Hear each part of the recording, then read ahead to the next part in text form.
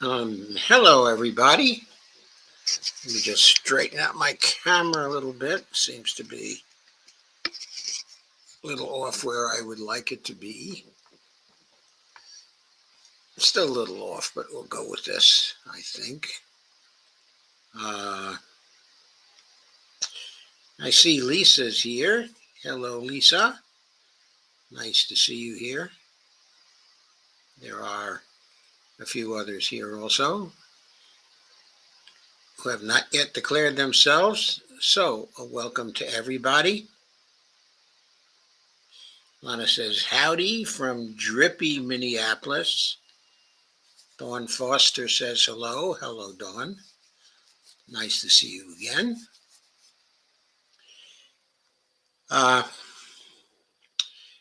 Tonight is going to be a special night. A paper appeared by Colonel McGregor, Douglas McGregor. Some of you may have seen. He gives very, very good analyses of the situation in Ukraine and Israel on a variety of shows. And he's a strategic thinker, one of the best I've seen, of late. Importantly, he recently wrote a white paper called Navigating the Fiscal Storm, a new course for U.S. national defense. He published this at the Ron Paul Institute. Let's see if this shows the Ron Paul Institute. Yes, it is. Ron Paul Institute for Peace and Prosperity. This is a highlighted version of his paper, which I produced. Again, the title is Navigating the Fiscal Storm, a New Course for U.S. National Defense, by Douglas McGregor, November 14th, 2024. Douglas is a retired colonel. He's a hero of the war in Iraq in 1991, 1992. The Bush administration's war, in Iraq.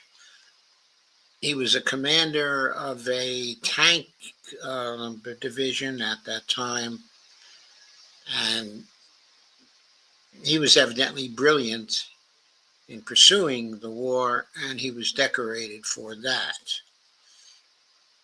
He also served as a military advisor in the first Trump administration. That doesn't mean he agrees with Trump on everything. In fact, in the last election, he was first a supporter, of Bobby Kennedy, not a supporter of Trump. I'm not sure he ever endorsed Trump. He might have endorsed him towards the end of the campaign, because he was very, very unhappy with the Biden administration in both its prosecution of the war in Ukraine and also in terms of its complicity in the genocide. So there was that. Anyway, this white paper, I think, is very important because it really presents a non-standard view, what he calls a new course for U.S. national defense. So I'm going to go through this in detail. I've already been through it a few times with a highlighter. And you see the parts I've highlighted here as I go through them. The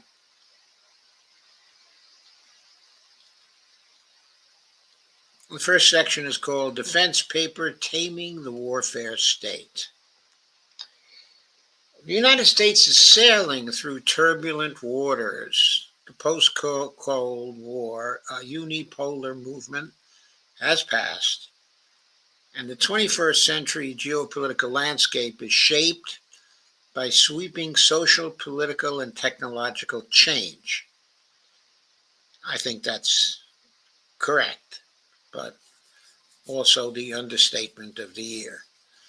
Our current defense policy, a relic from a bygone era, is an expensive and ill-fitting suit that no longer serves its purpose. The fiscal storm is upon us, and profound changes are needed to right the ship. Now, those of you who know my work know that while I certainly might agree with all the sentences in this section, except, of course, for the last one, saying the fiscal storm is upon us and profound changes are needed to right the ship. Douglas and McGregor and I have vastly different views on the subject of fiscal sustainability. He evidently agrees with the Peterson Foundation and a number of others in the D.C., shall we say, swimming pool. Some people would call it a cesspool, but let's use the more complimentary term. And many people in and around the D.C. area think we're in a fiscal storm. They think the $35 trillion worth of national debt, or is it $35.5 trillion now? I don't even keep up, day to day. They consider this national debt a fiscal storm. They consider the deficits to be highly excessive. And of course, they worry about a great contributor to our deficits and to the increasing national debt is our current defense policy. So Doug is telling us here that for various reasons we ought to change our defense policy, but one important reason is that the fiscal storm is upon us and our defense posture and defense expenditures are contributing to the fiscal storm. Next section is called Defense Elephant in the Room. And I've highlighted the sentence saying the realization that the United States is in fiscal free fall is beginning to sink in. An economic crisis looms, one that bailouts and quantitative easing cannot stop. Then he goes on, regardless of the circumstances, profound changes in economic structure, leadership, and thinking are needed. These changes will inevitably evoke strong responses from Capitol Hill, and from the defense industry. Now, I agree with him in the other sentences of this section, the way it starts anyway, the ones I've read so far, but not with the first two sentences. I don't think we're in fiscal free fall. I don't think an economic crisis looms, but a political crisis certainly looms. But I adhere to the principle that there is no economic crisis that can't be healed with a large enough fiscal deficit that is properly aimed at the right places in the economy that are having trouble. So, while quantitative easing cannot stop an economic crisis, certainly fiscal policy that is creative enough and involves enough in deficit spending can resolve any economic crisis that may be looming. So that is my view, and it greatly disagrees, with what Doug is saying here. I hold that position because I believe that the size, of the national debt is not important for fiscal sustainability when you live in a monetarily sovereign country like the United States, or for that matter, like the United Kingdom, or for that matter, like Australia, or for that matter, like Japan, or New Zealand, or any other nation that is a fiscal sovereign. The reason why is because those nations have the power to create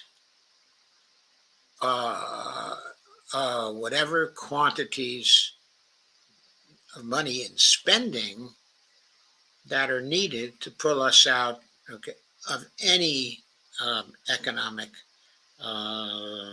crisis. Those who believe we are in fiscal freefall believe that money creation cannot stop an economic crisis.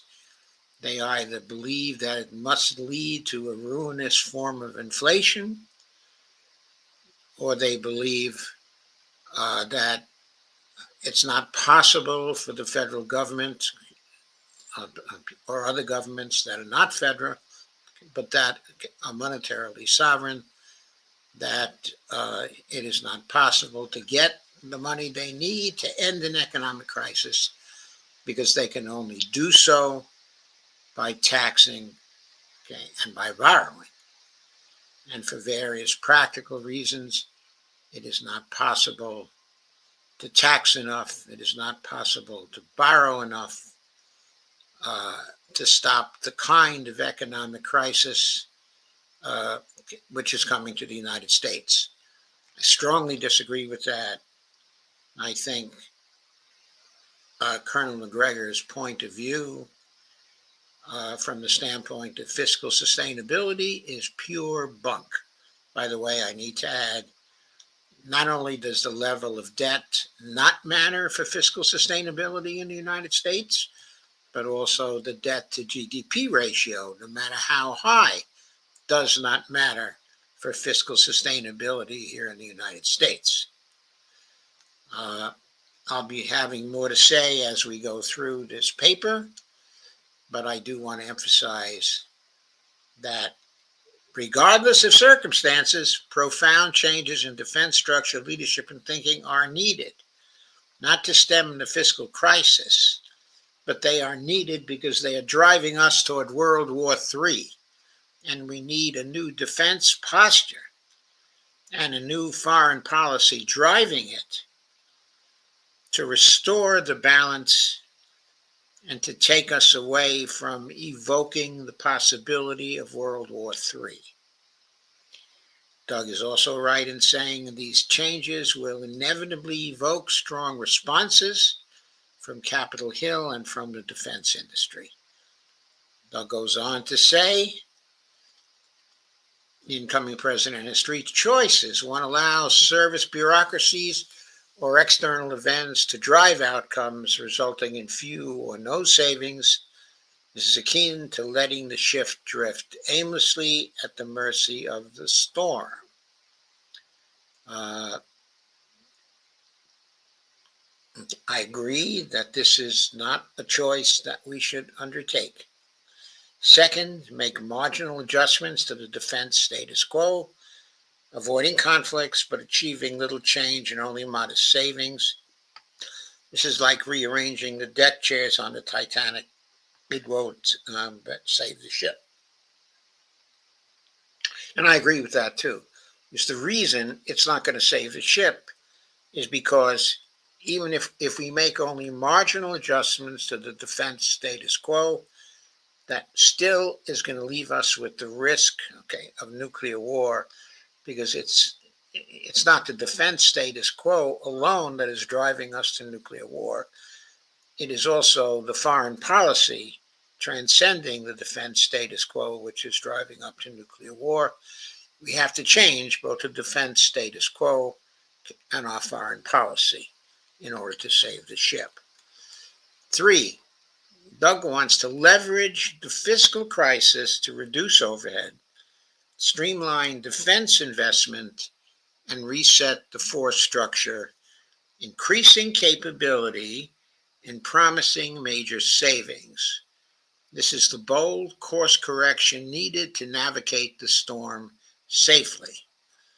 This paper argues for the third choice: leverage change to build new, better forces for the 21st century, allowing for deep spending cuts of approximately $400 to $500 billion. He doesn't say per year, but he means per year. Okay, I couldn't agree more, with this. We do have to leverage change, but not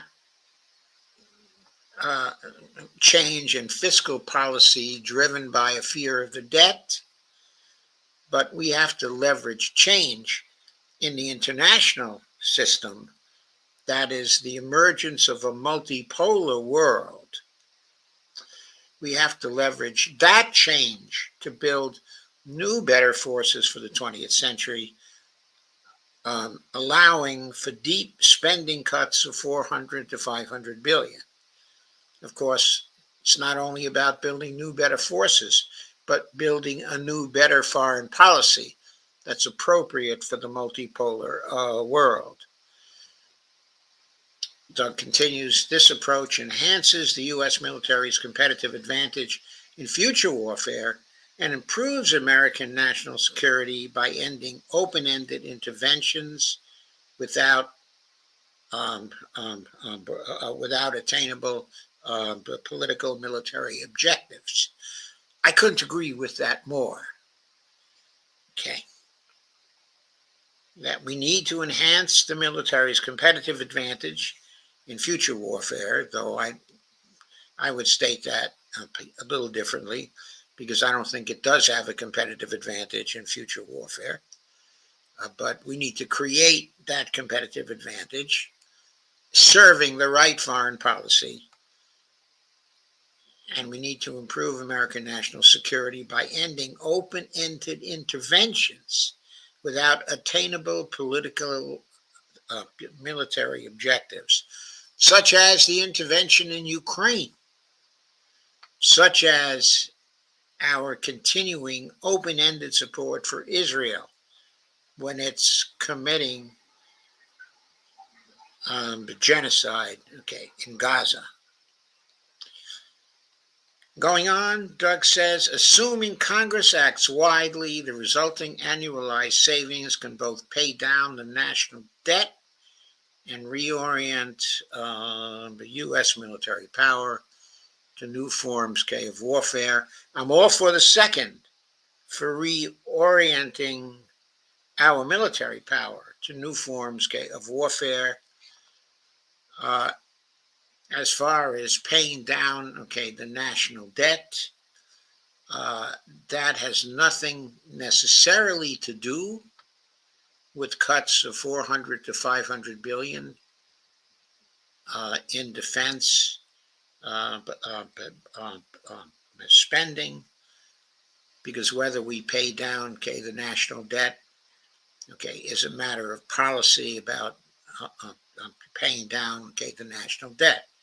Here I want to emphasize that if our goal is paying down, the national debt, and even paying it down to nothing, there are ways to do that without spending cuts of 400 to 500 billion in terms of the military. There are ways to do that without having spending cuts at all. And I've often talked about two ways to do that here in my streams. The first way is to mint a $100 trillion platinum coin and pay off the national debt as it falls due. That $100 trillion quantity, platinum coin, is 65 trillion more roughly than is needed to pay down the national debt to nothing. One can do that as an expedient. One can also perform what I call overt congressional financing. This requires Congress to put some boilerplate items into every spending bill. Those boilerplate items would order the Federal Reserve to produce for the Treasury the amounts required from congressional appropriations, and also required to pay down the national debt, both in terms of principal, and interest. As soon as Congress passes an appropriation bill or other money bill, in other words, instead of relying on the Treasury to raise the money in some way, what Congress should do is to provide the money to the Treasury Department at the same time as it's doing an appropriation. That would be called overt congressional financing. It doesn't exist now. Instead, there is covert congressional financing. I won't go into what exactly that is here because there's no need. Going forward, grand strategy and new thinking. I think Doug rightly says grand strategy, if it exists at all, consists of avoiding conflict, not starting wars.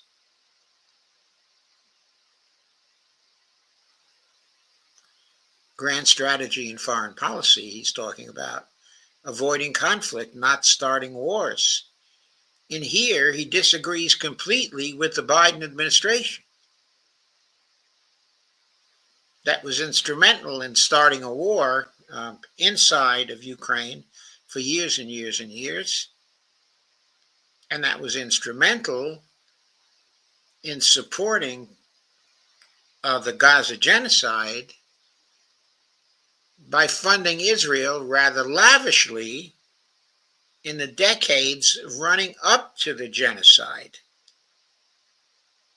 In other words, we enabled the Israelis to start wars against the Palestinians, wars in Lebanon, by lavishly funding their defense industry over a period of years.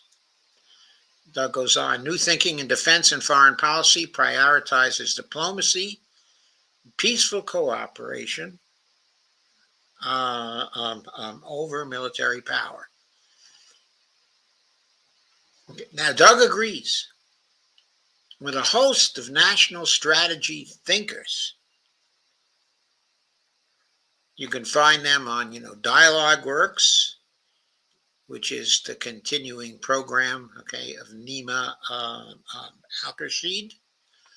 You can also find these thinkers, these people who think that grand strategy consists of avoiding conflict, not starting wars, on the daily programs of Judge Napolitano.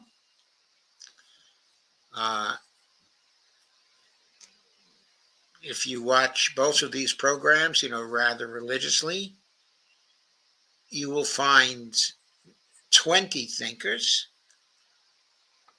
who agree with Doug that grand strategy, if it exists at all, consists of avoiding conflict, not starting wars. Going on. None of America's potential opponents, except those with nuclear weapons, pose a direct threat to the American homeland. Doug is completely right about that. It's obvious. Now, some people in government are now saying Iran, is the enemy posing the most serious direct threat to the American homeland. Last I noticed, Iran didn't have any nuclear weapons, and they didn't have any missiles or bombers that posed a direct threat to the American homeland. Doug then says, if international terrorism and criminality remain threats, then border security and tightly controlled immigration should be the top priority in national security.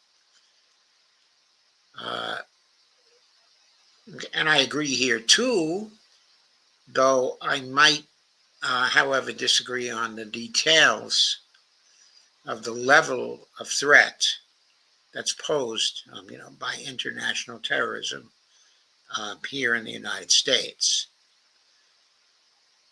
I know that there are Hezbollah cells, in Mexico. Maybe they've put a few people over here, but they've given no indication that they're interested in performing any terrorist acts either in Mexico or here. Going on. I do believe, though, in general, that it is a good idea to control, our borders, and immigration, and have orderly processes to allow people to come in, to staff up the courts so people who want to come in can have the justice in terms of their applications to enter, according to what the U.S. law. We must end the chaos that is on the border. I do believe that, but I think what we're looking for is sensible and humane border policies that are enforced and staffed with enough people to deliver justice to those who want to come into the United States, justice in terms of our immigration laws that we have passed. Going on, senior military leaders and their services cannot be expected to reform themselves and fundamentally change the military status quo. A World War II Cold War structure that is expensive, single service focused, and vulnerable to weapons of mass destruction.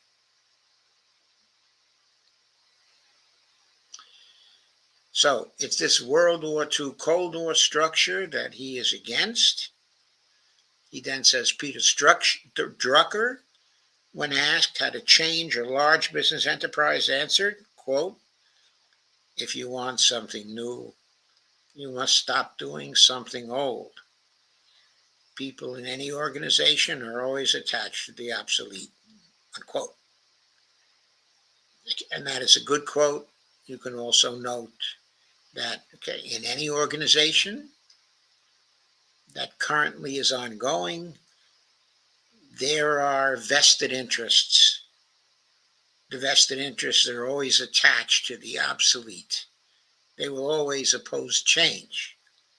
If you want to make change, you have to undermine the vested interest in some ways. Some ways for doing this are appropriate. Some ways for doing this are not appropriate. But if large-scale change is to come to an organization, it's always going to be painful for some people. It's not going to be a continuing happy dance. In line with Drucker's guidance, the incoming president must implement. By the way, I noticed that I'm reading this, but I have failed to share it, which was not my intention. So I now will share the screen for this highlighted copy of Doug's paper. By the way, I've given you links in the description to two versions of this paper, the unhighlighted version from Ron Paul, and also a link to the highlighted version, so you can see both. And I'm now sharing the highlighted version. In line with Drucker's guidance, the incoming president must implement a new national military strategy that diverges sharply from the last 30 years. I think he probably more intends the last 35 years at least.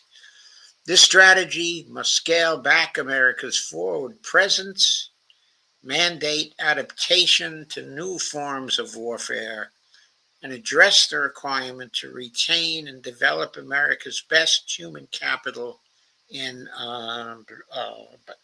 uniform.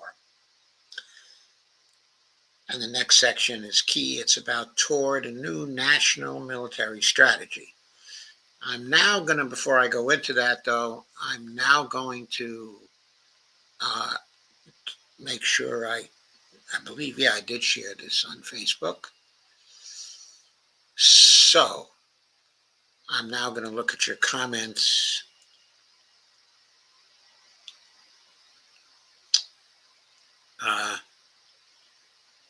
So people are saying hello to each other. Lana says, how are you, Lisa? Lana Dell says, Ron Paul Institute. Yeah, the Ron Paul Institute for Peace and Security. Lisa says, I'm good and glad to be here. Lana says, good, nice to see you. And we have people greeting each other and sharing. Sherry Wise is here. Hi, Sherry. Very nice to see you again. And Lana says, please all hit that like button. Yes, and please hit the share and subscribe buttons also. And Dawn Foster says, yes, I don't believe we should be supporting. Oh, look at this. I don't believe we should be supporting Ukraine, and according to PBS NewsHour, Ukraine strikes the military supplies recently. Lana says, would you put up the overt congressional finance blurb on the screen? No, I was afraid you were going to ask me that. I will try to do that for you, Lana. Hang on a second. I have to find it.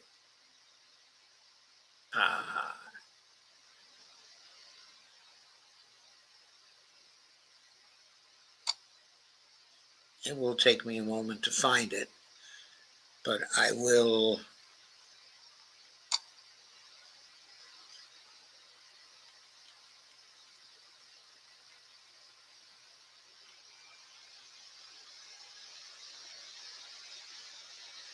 Oh, God. Sorry, it opened up the wrong browser. I will try and do this again.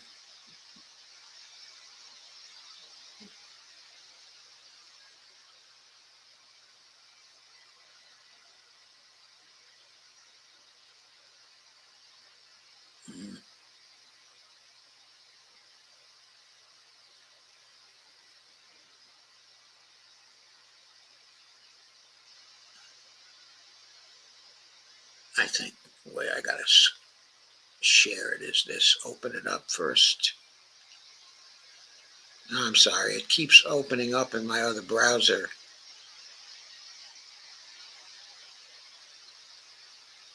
Okay, and disturbing it. Hang on a second. There's another way in which I can do this.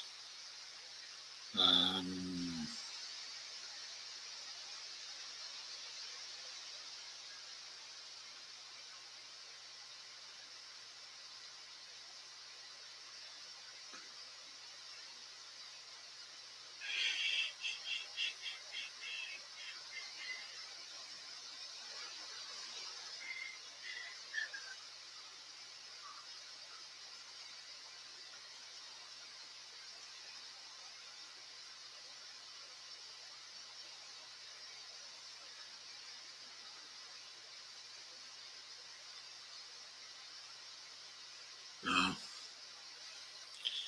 I'm sorry, Lana. I'm going to have to skip that. I could have set it up if I started out that way, but I didn't think to do it.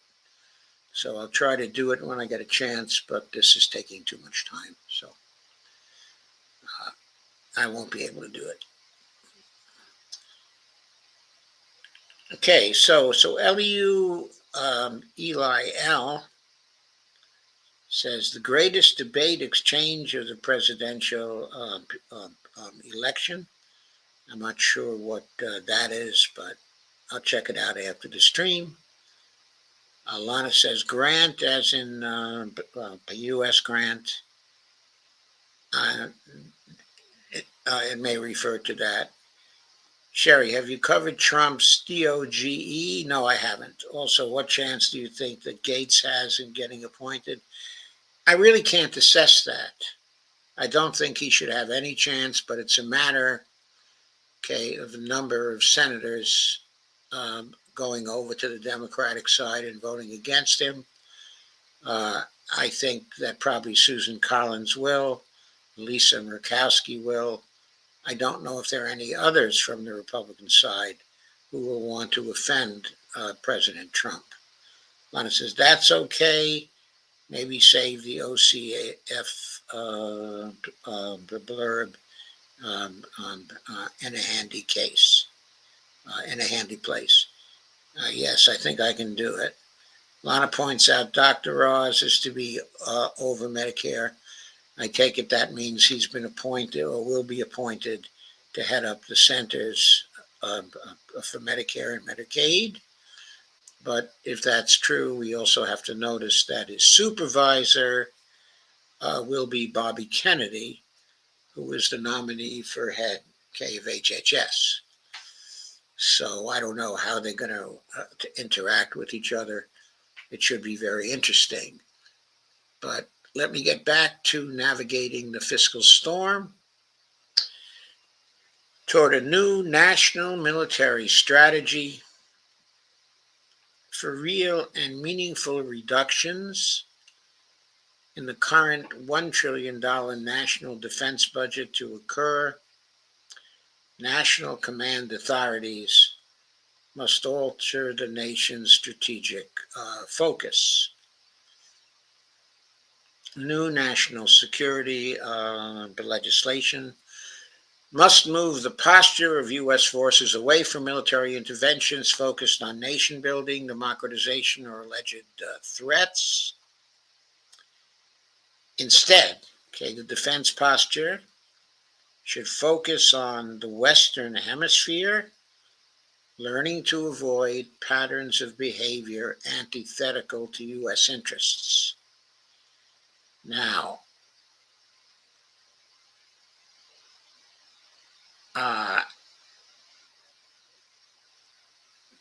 we'll get to see a little more of what he means as we move forward.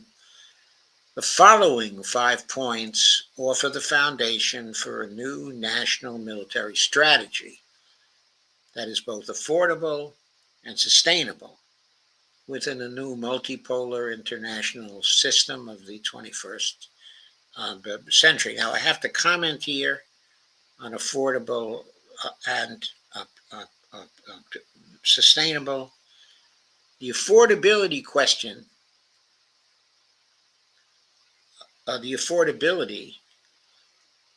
financial affordability, is not something we have to worry about as a monetary sovereign.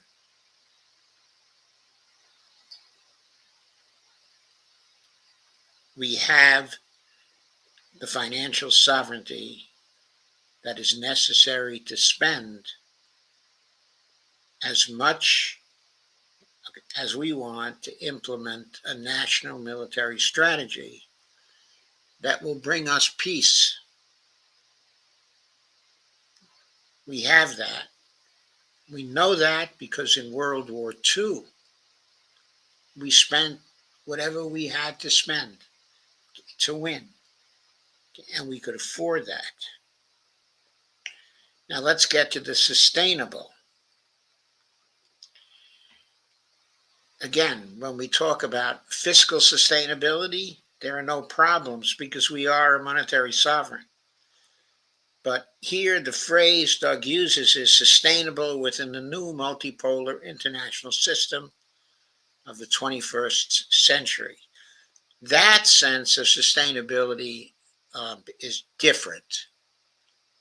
What it means is that our military strategy has to be sustainable in the sense that it will defend our country and will support us in the goal of avoiding conflicts with other players in the multipolar sandbox.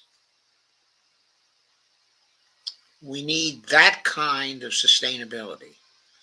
Fiscal sustainability is not in question as long as we remain, a monetary sovereign, which in the present context probably means as long as we don't adopt, say, Bitcoin,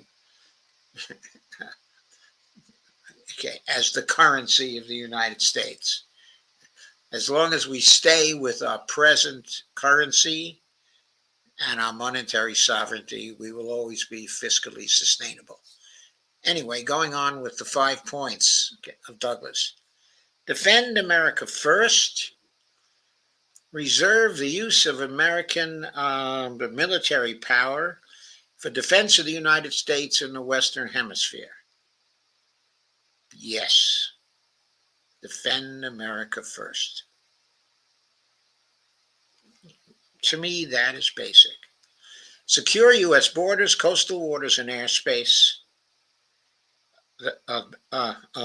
Military power may be used to defend American citizens and identify vital strategic interests at home and abroad.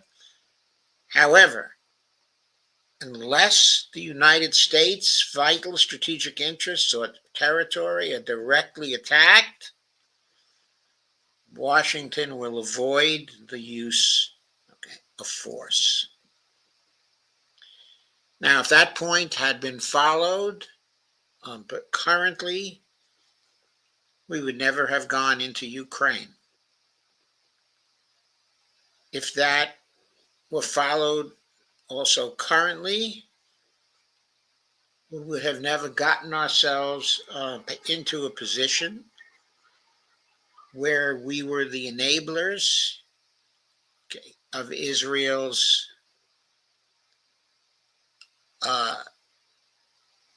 one state,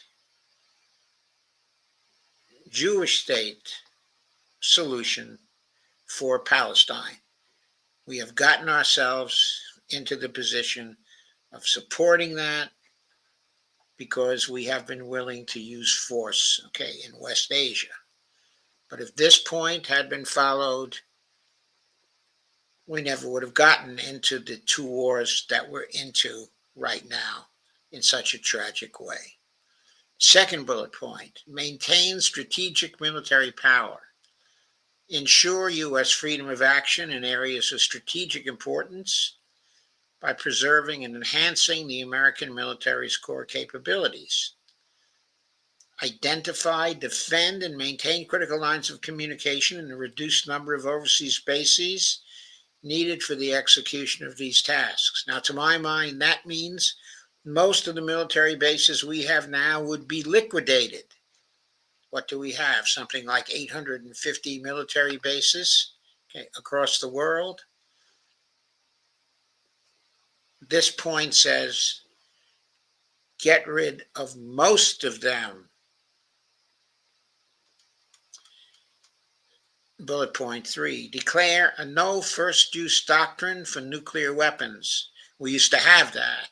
We got rid of it, if I recall correctly, during the Bush administration, the Bush 43 administration. Maintain the scientific industrial capacity to wage high-end conventional warfare and build nuclear weapons, but recognize that the alleged advantage of striking first with nuclear weapons is illusory.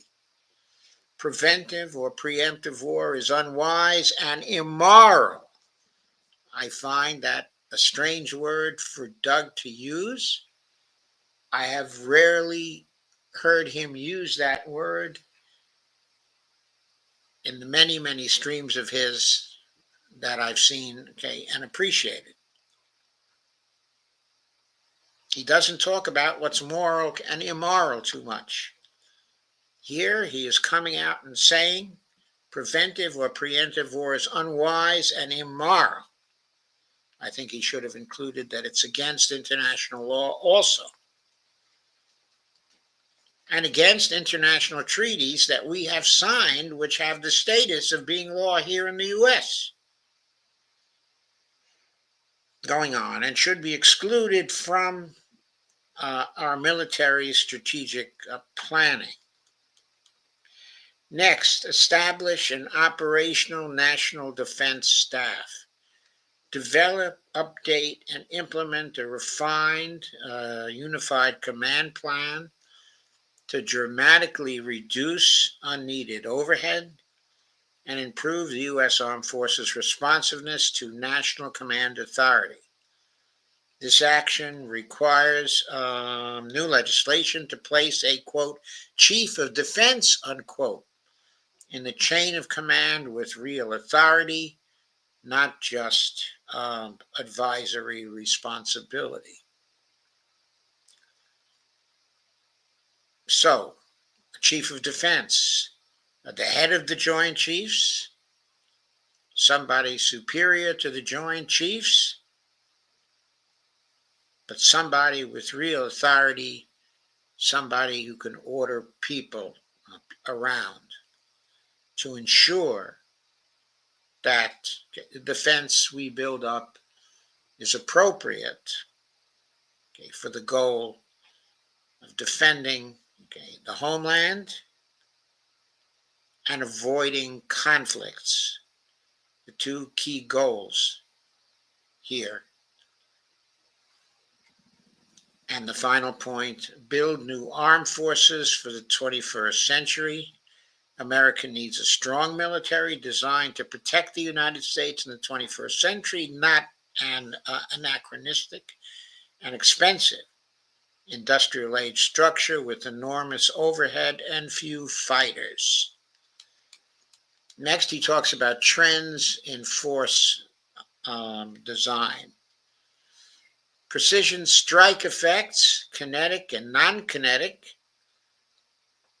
using a vast array of weapons in all domains, enabled by the rapid and timely dissemination of information through network intelligence, surveillance, and reconnaissance, ISR capabilities, point the way to a fundamental paradigm shift in 21st century warfare. Russian military success in the recent war between Russia and Ukraine owes much of its success to the integration of many factors. First, the mobilization of manpower, economic and industrial production. Second, Russian production of key weapon systems rose dramatically after October 2022, immediately after U.S. Commerce Secretary Gina Raimondo, told Congress, I think idiotically, that U.S. sanctions had reduced Russia to using semiconductors from, quote, dishwashers and refrigerators, unquote, for their weapons. That was a notorious faux pas from Gina Raimondo, the neoliberal's neoliberal. Third, Russian weapon systems performed beyond Western expectation. Western weapons did not. Washington and its allies infused Ukrainian forces with equipment and technology on the scale of U.S. lend-lease to the Soviet Union during World War II. But the weapon systems and equipment could not outpace Russian performance. Finally, Russian commanders on the battlefield still had to direct their forces' tactics, tactics mattered, and the readiness of the Russian soldier to close with and destroy his opponent was critical to battlefield success. Russia's decision to conduct a strategic defense in depth reduced, this is a very important point, the sensor to shooter time to the point that operational strikes used cruise missiles, glide bombs, also rocket artillery, and tactical ballistic missiles were directed by brigade commanders against targets in minutes. What emerged was an ISR strike complex. Now, there's a combination of the surveillance functions and reconnaissance functions and intelligence functions with the strike functions that integrated the maneuver and logistics. across thousands of square miles to magnify the impact of Russian military power.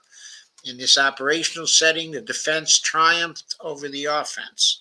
Russian Integrated Air Defense System, IADS, shot down roughly 35,000 drones, 647 aircraft of all types, and 283 helicopters. Russia's tight integration of ISR with strike weapon systems, artillery, rockets, missiles, and aircraft-delivered bombs is responsible for 870,000 casualties of an estimated 1.8 plus million Ukrainian casualties. The numbers of Ukrainian dead probably exceed 600,000. I think that's the military dead in Ukraine. Meanwhile, in less than 3 years of combat, the Russian military sustained 120,000 casualties, including 75,000 soldiers killed, in action. So the ratio of fatalities was roughly,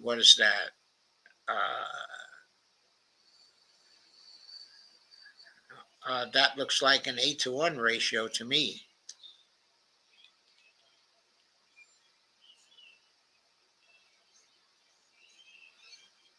Yep. Killed in action. Open disbelief in the possibility that Russian ISR strike complex could defeat masses of armor and aircraft resulted in repeated battlefield failures, costing the lives of hundreds of thousands of Ukrainian soldiers. The point is that ISR and strike capabilities now shape mission areas that cut across all domains: land, sea, air, and space. Single service command structures, that is land, sea, single service, land service, sea service, air service, and space service, command structures are obsolete. U.S. capabilities must be integrated within the ISR strike complex at the operational level to detect, deter, disrupt, neutralize, or destroy opposing forces decisively. That's a tremendously important point that Doug has made there. Much of the Ukrainian force that was destroyed resembled our force structures and equipment. This recognition demands a thorough analysis of our own forces, weapons, and employment norms from the standpoint of effectiveness and efficiency.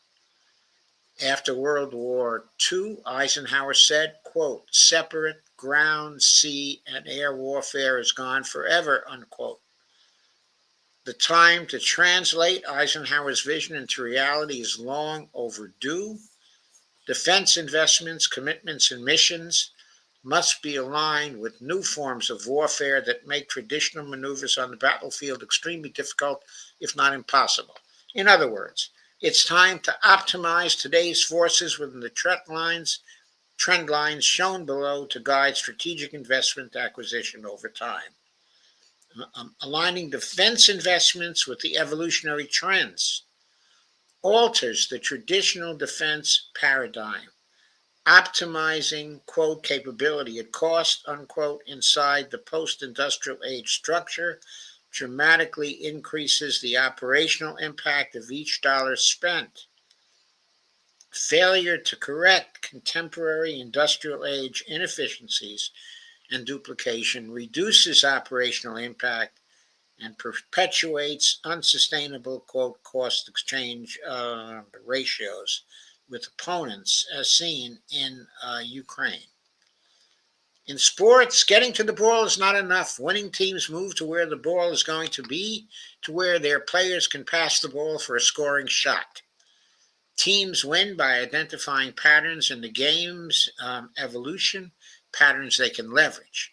Patterns are not absolute. An adjustment to leverage the pattern is required on the way to victory. Warfare is similar. Hindsight tells us that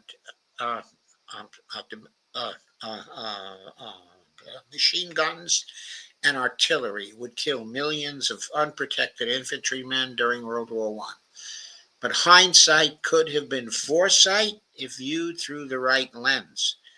In Clayton Christensen's book, The Innovator's Dilemma, The author argues that corporations should create specialized, autonomous organizations to exploit new technologies or risk squandering revolutionary capabilities inside status quo organizations.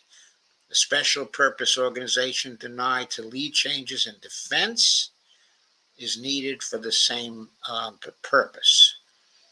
He doesn't go further into this to say what that organization would look like, but I think the need for such an organization is clear, and he is right to point it out. Persistent surveillance linked to modern strike weapon systems, including tactical ballistic missiles, cruise missiles, rocket artillery, manned and unmanned systems of every kind, make the conduct of traditional amphibious, airborne, or air mobile operations impossible in anything but permissive environments. In other words, when we use that kind of organization of forces to go to Iraq, we were in a permissive environment. We controlled the air. When we landed on the ground in Iraq, we were allowed to land. There was no resistance. That's true in most of the wars that we've been fighting all over the world. They've been permissive environments. Moving large ground forces tracked or wheeled together with supporting logistical equipment, ammunition, food, and medical supplies, with sea transport over the vast distances of the Pacific, Atlantic, or Indian Oceans is not viable in contested environments. I think this last point is obvious. Where we're contested by missiles and rockets, and by drones, and by submarines, that kind of logistical organization, that kind of movement is not going to be viable. If we try that, for example, to defend Taiwan, all our ships are going to be sunk. They'll be sunk by ballistic missiles. They'll be sunk by drones. They'll be sunk by rockets. They'll be sunk by cruise missiles. Long-range precision strike, going on with the article, from submersible, surface, or land-based platforms dominate the battle space. In other words, repeating any of these operations on the scale of World War II would be suicidal.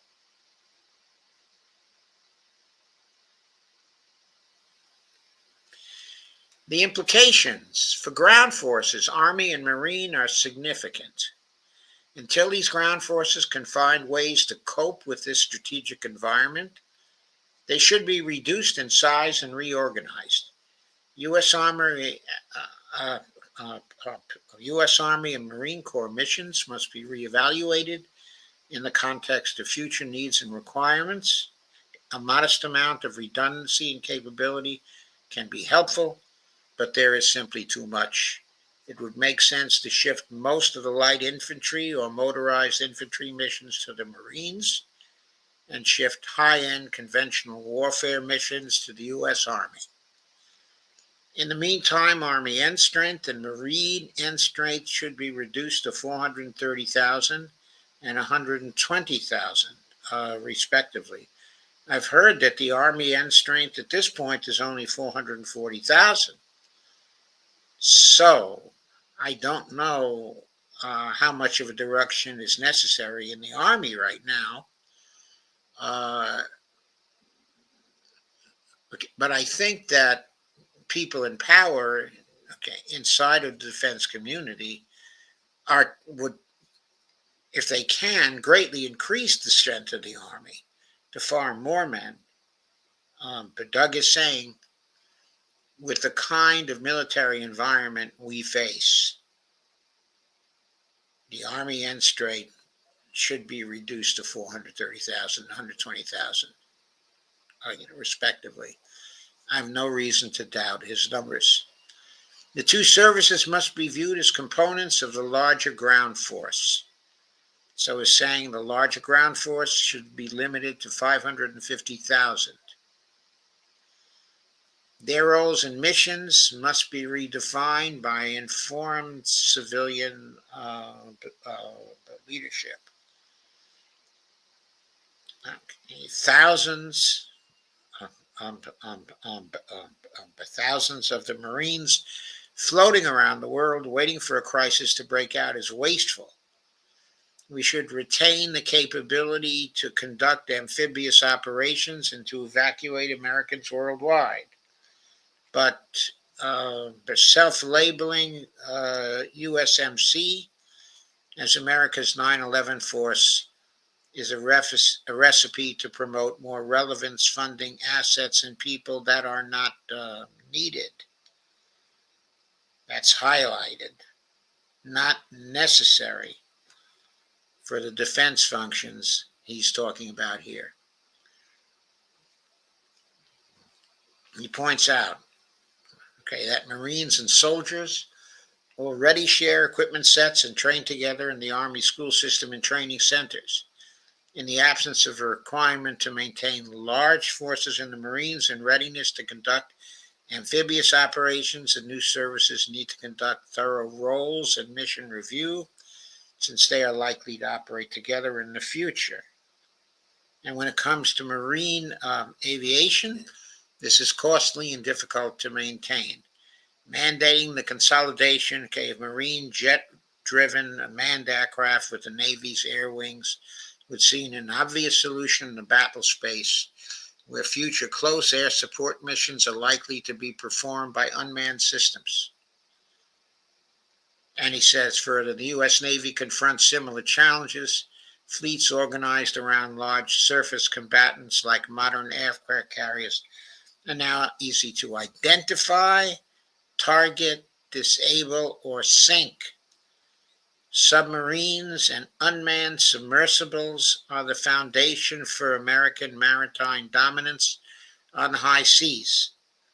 Not a fleet on the Midway Jutland model. Submarines rule the waves, says the person who was a commander of a tank division in Iraq. Not a naval officer. Submarines rule the waves. The incoming Secretary of Defense should direct the reduction of the Navy surface fleet to 8 carrier battle groups and rebalance home porting in response to new national priorities. Combatant commanders should also be instructed to reevaluate, quote, presence versus surge, quote, naval requirements given improved long-range precision strike and ISR capabilities of smart presence alternatives.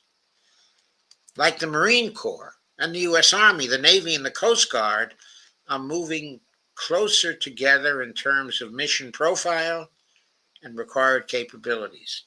It makes sense to incorporate the U.S. Coast Guard into the U.S. Navy. If blended seamlessly, the two complement and reinforce one another. Aerospace forces must also cope with new challenges. Integrated air and missile defenses are more capable now of identifying target forms, regardless of aircraft design. These developments suggest alterations in modernization and force design priorities. Hundreds of manned bombers on the B-21 model are not affordable. Again, we have the financial capacity to do that, if we want to. But it's entirely wasteful. It's not simply that they're not affordable financially. Doug goes on, alternative platform solutions that are less expensive but still capable of delivering ordnance at high altitude must be found. To this point, the F-35 has proved to be a delicate wallflower. that cannot withstand the rigors of practically any operational environment. The future Secretary of the Air Force must address this problem.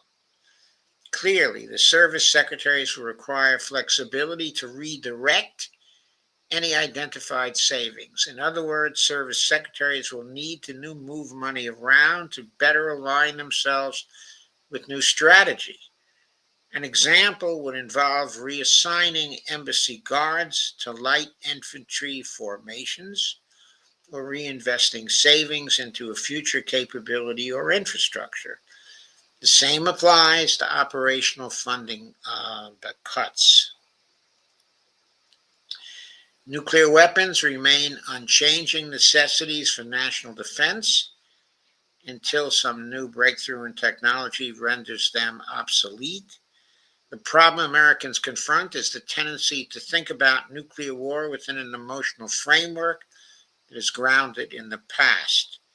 The rising lethality of individual warheads and the capability to deliver multiple warheads with a single missile system suggests that matching a potential opponent's arsenal weapon for weapon makes no sense.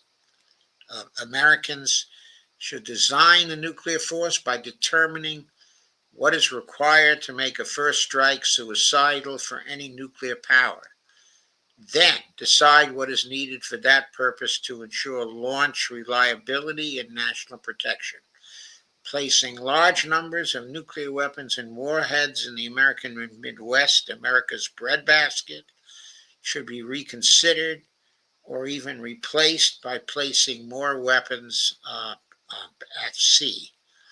I don't know anybody else who has actually suggested this, but it makes sense to me because there is little that can be done to defend oneself against submarines with missile launching capability.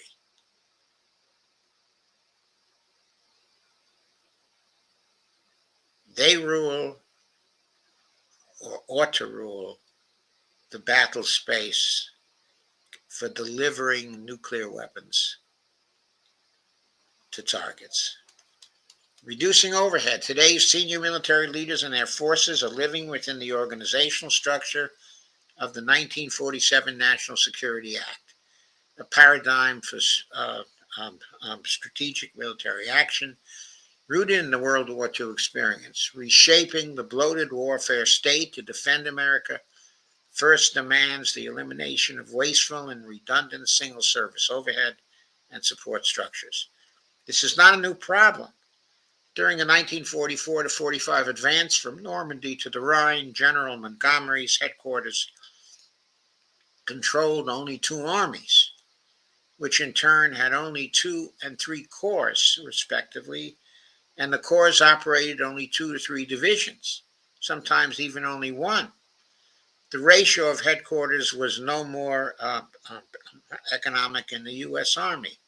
B.H. Little Hart, a very famous commentator on military affairs, noted that the abundance of headquarters was one reason why the Allied advance across the continent to Berlin was so protracted, despite plenty of transport and understrength German ground forces without air cover.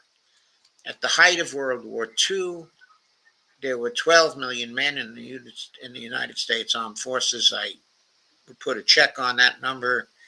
My recollection tells me the numbers were 15 million people in the U.S. Armed Forces. That included also the Women's Army Corps, okay, and also the Women's Air Force Corps as well. But there were 15 million people in service in World War II at the height. 7 4-star generals, he points out, and admirals commanded them. And he names them: General Marshall, General MacArthur, General Eisenhower, General Arnold. I think King was also a general. I'm not sure. The only admirals I recognize here are Nimitz, Gay, and Leahy. It's possible King was an admiral. But that's it. How many 4-stars are there currently commanding today's armed forces? Answer: 43 4-star generals and admirals. And how many people do we have now in the armed forces? I think it's 1.3 million people. So we have 43 4-star generals and admirals for 1.3 million people. And then we had only 7 for, let's accept the figure, of 12 million people. In other words, the steady growth of headquarters at all echelons of command and control in the 80 years since World War II has worsened the tendency to grow overhead. And here's a graphic where he proposes what should be done to consolidate the armed forces into 11 4-star positions. I'm not going to go through this in any detail, but it's there for those who want to go through it to understand.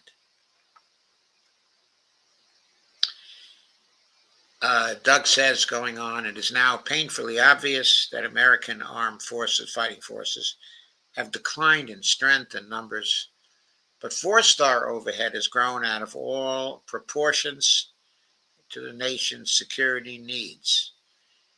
Reducing the numbers of 4-star generals and admirals, along with their large and expensive headquarters, is more vital than ever.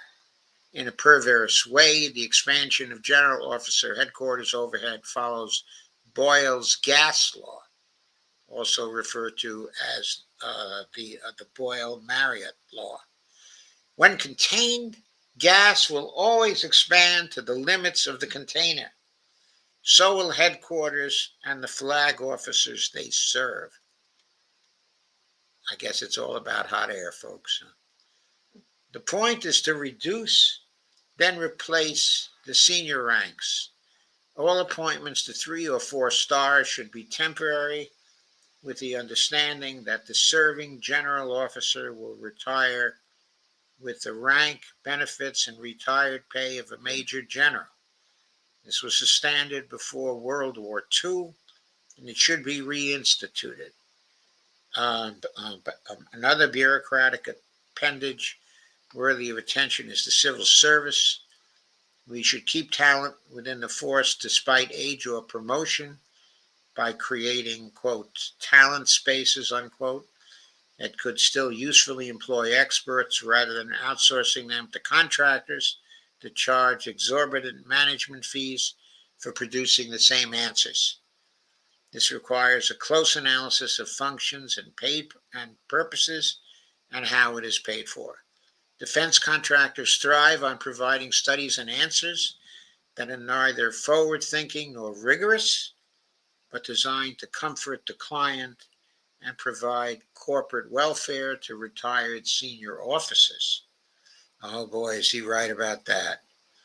As most of these positions would be middle to senior grade experience, the necessity of growing a large parallel civil service at low levels to create seniors could be eliminated.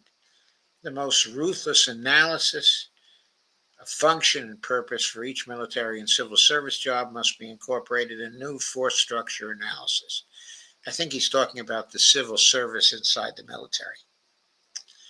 In this connection, the illustration translates the observations in the previous section into reality. The Marine Corps now picks up the lion's share of the light infantry missions currently assigned to the U.S. Army. The Army's mission profile now includes continental defense and the readiness to fight medium to high intensity warfare. The Navy and the Coast Guard are combined. Air, missile, and space defense missions are consolidated under one commander. The 6 functional unified commands are reorganized into 3 commands. Joint Task Force Headquarters are another critical step in the process of flattening command structures. Today's single service headquarters that populate the regional unified commands are given, quote, joint plugs, unquote, and augmentation if the headquarters are selected to command forces for more than one service. These JTFs are by design ad hoc and service-centric. Current and future operations in the regional unified commands require a unified integrated military command structure designed to employ dispersed forces across service lines as capability-based forces inside a maneuver strike ISR sustainment complex. Integration within a relatively flat joint command structure is a vital step in the direction of combining maneuver forces with strike, ISR, and sustainment capabilities from all the services. I'm going to stop it here for the time being and look in on your comments and come back to this afterwards to finish the paper and the commentary on it. Of course, I think this is a wonderful paper. It bears thinking. It bears lots of study and thinking through. It's different. It's a breath, of fresh air. I'll go back to it now since there haven't been any further comments. In fact, says Doug, why are there any single service war colleges? In the aftermath of World War II, General Courtney Hodges, commander 1st Army, from August 1944 to May 1945, said, quote, "It was imperative in future years, especially at the War College and at Leavenworth, that the officer be thoroughly trained in both ground and air operations so that logically, by this system, an Air Force officer could command a corps, or an army," unquote. In this connection, it makes sense to disestablish service component acquisition executives. Combine these staff members under the Deputy Chief of Deputy Chief of Staff for Acquisition of the National Defense Staff, and combine a new office with the Office of the Undersecretary for Defense for Acquisition, Technology, and Logistics, USDATL. This will abolish service-centric acquisition autonomy. That would save a lot of money, I think. The incoming Secretary of Defense should also direct the establishment of a 3-star Joint Force Command, JFC, at Joint Base Lewis-McChord, with the goal of building the template for standing headquarters to execute integrated operations across the new regional unified commands. How many of these operational headquarters are needed is a subject for careful examination, but is beyond the scope of this paper. New human capital strategy. Human capital requires time to build capacity and demonstrate values. Future soldiers, sailors, airmen, and also Marines must be recruited to serve. In bad economic times, it is easier to attract talented people that are unable to find employment. In good times, relationships between the armed forces and the families that served in them are critical to maintaining adequate force levels, handsome uniforms, reputations for fighting skills or status in a society that reveres its history, and the martial values of courage, strength, sacrifice, and loyalty that were required to build and defend the society are all vitally important. Reductions in the force always demand a new way to look at the armed forces' human capital strategy. In 1922, when the series of civil wars finally ended, Lenin, the leader of the Communist Party of the Soviet Union, made the decision to reduce the size of the Soviet armed forces from 5 million men to 600,000. His decision was not well received. Although Soviet forces lost the war with Poland, the soldiers argued they had defeated the many millions of domestic and foreign enemies trying to destroy the new Soviet state. Millions of men felt betrayed, but Lenin recognized he needed to extract savings from the reductions that would later be used to industrialize the Soviet economy. Lenin acknowledged the battlefield successes and losses, but Lenin concluded it was time to identify a pool of talented and intelligent officers with the knowledge and understanding to learn from the experiences of World War I and the Civil Wars and to begin building the foundations for entirely new forces. Here, I have to add that what Lenin was doing he was trying to extract savings because nations in peacetime, including the Communist Party of the Soviet Union, were going to revert to the gold standard. And so they were not going to be monetary sovereigns, and they were not monetary sovereigns going forward. That was why he had to extract savings by reducing the armed forces by 5 million men to 600,000 men. He couldn't afford to keep the 5 million men in the army, okay, at that point. But if the Soviet Union was operating with the fiat currency, and if they were not pegged, okay, to gold, then they could have afforded to maintain the size of the Soviet armed forces at 5 million men. And that might have been very, very useful as a base from which to build up to fight against the Nazi forces in the late 1930s, when the day of reckoning arrived. But Lenin was successful. He did extract those savings. Okay, he put the Soviet Union on a sustainable track from an economic and fiscal point of view. But it's important for us to recognize here that we don't have those kinds of limitations from a fiscal point of view. Going on, conditions in post-war Germany were not much better, but it was clear that new forces would be needed in the future. Forces with greater striking power, fundamentally new leadership and new tactics. Many fine, exceptionally brave officers were released from active duty in favor of thoughtful, innovative general staff officers with adequate but limited combat experience.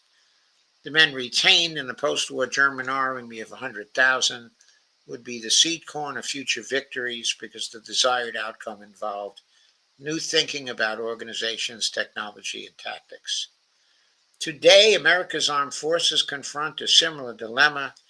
The enormous downward pressure on defense spending exerted by a looming financial crisis, and I have to emphasize here, it's not a looming financial crisis, it's a looming perceived financial crisis, and it's a looming political crisis because people still don't recognize that we have a monetarily sovereign country. They're still wedded to the idea that dollars for the federal government can only come from taxing and borrowing. Anyway, a faltering economy, social unrest, and a long string of failed interventions in the Middle East are combining to make recruiting more difficult than ever. Diversity, equity, and inclusion, DEI programs are making matters worse than ever. They should be terminated. Veterans who worry about the quality of senior military leadership are counseling young family members not to join up. Integrity remains a serious problem. Okay, I'm not sure how to comment on the DEI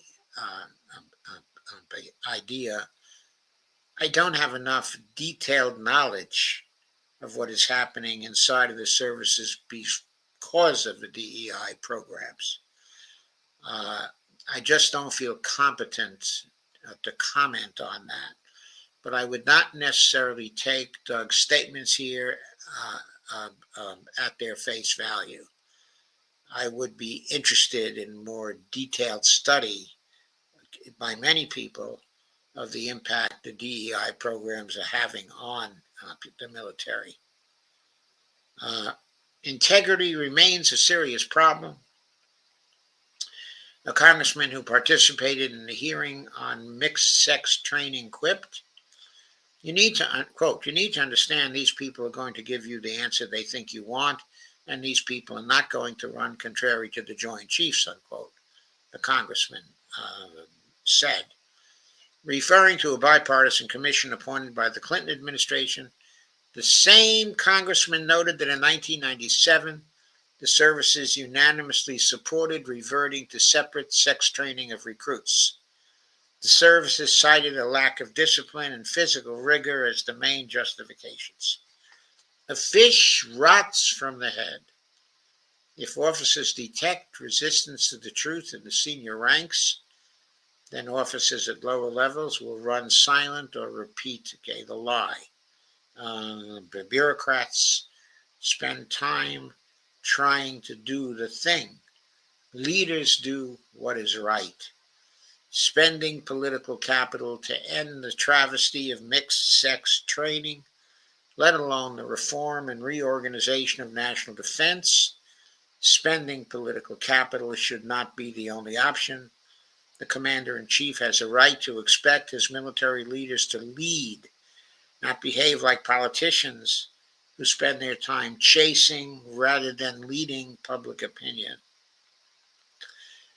That is probably a correct but very unpopular view, I'm afraid. I don't know how that will work in practice, even if a lot of views that Doug has expressed here are taken seriously by the powers that be. The perception is growing that character, competence, and intelligence are irrelevant to promotion systems rigged to reward demonstrated political fidelity to ideological viewpoints that are harmful to morale and discipline or simply fatuous. Soldiers, sailors, airmen, or Marines are far more interested in justice, the performance of duty, and devotion to the country than in abstract, gender-focused politics or social science concepts. They expect to be rewarded based on merit, not racial, sexual, or political identity. So I'm not going to comment on that also because I know that Doug thinks that, in the current military, people are no longer rewarded based on merit, but on racial, sexual, or political identity. I am not in a position to evaluate whether that is true or not. As the force grows smaller, the standards of performance, mental and physical fitness should rise, not fall. I think that's right. No one who is unfit to deploy should be retained on active duty. To the extent that it can be done, the National Guard and Reserve should mirror the active force. Whenever possible, retired or disabled veterans should fill administrative posts on military reservations. What should be done to rectify what's wrong? First, if forces become smaller, they should also become better. There's no point in recruiting substandard people. Recruiting must become more personal and permanent.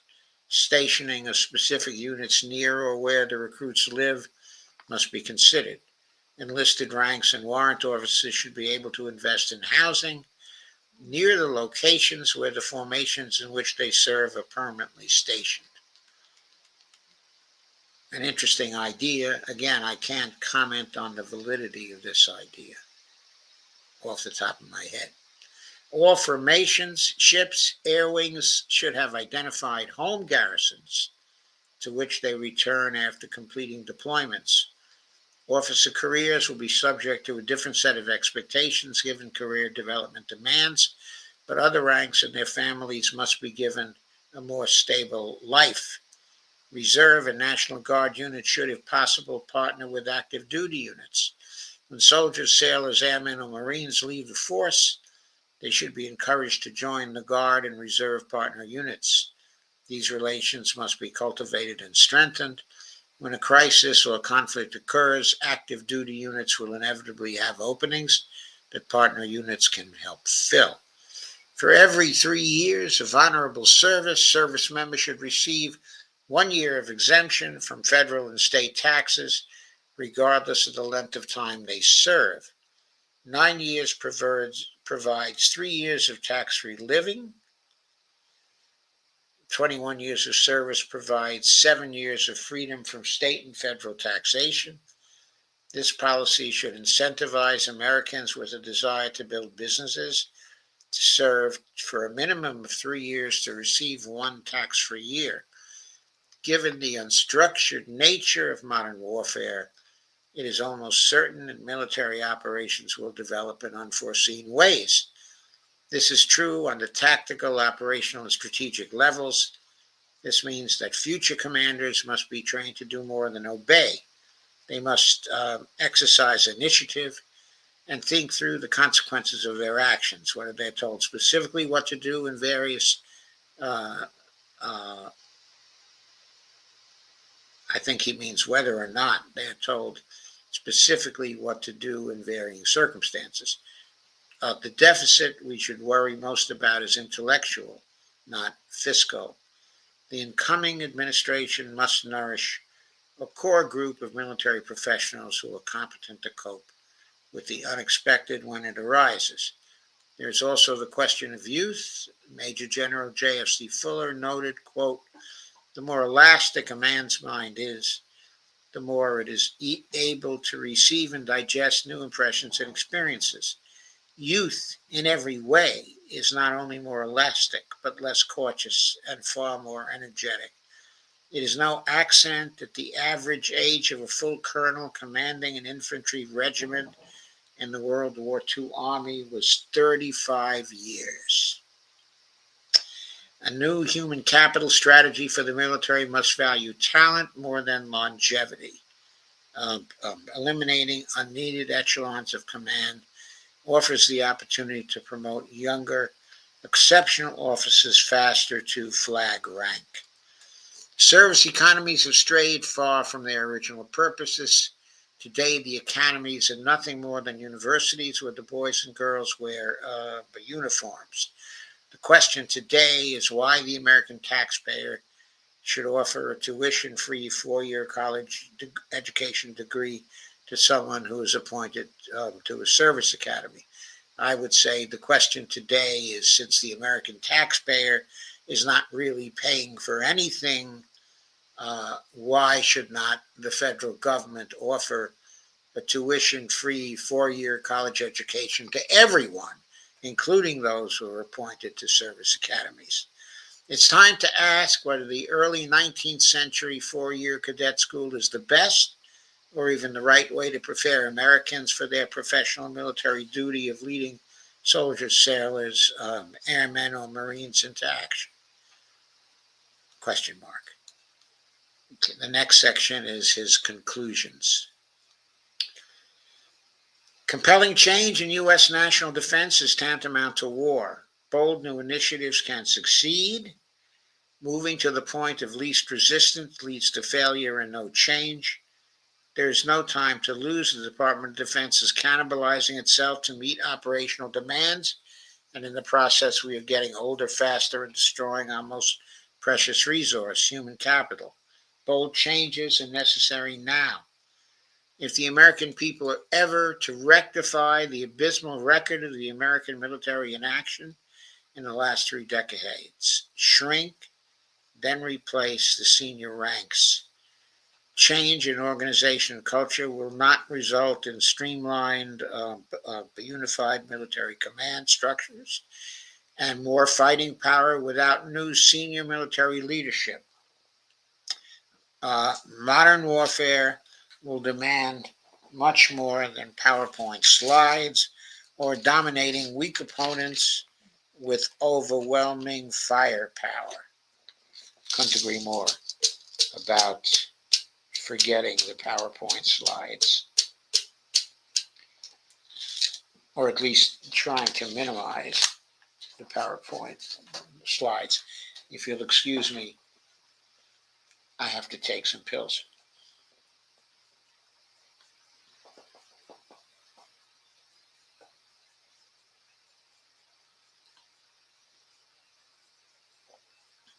Okay.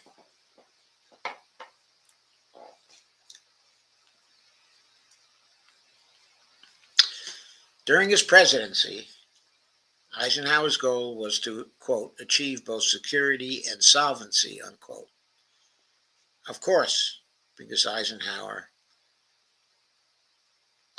was operating on the Bretton Woods standard, which was pegged to gold at $32 an ounce during the 1950s. We did not yet have a fiat currency system at that time.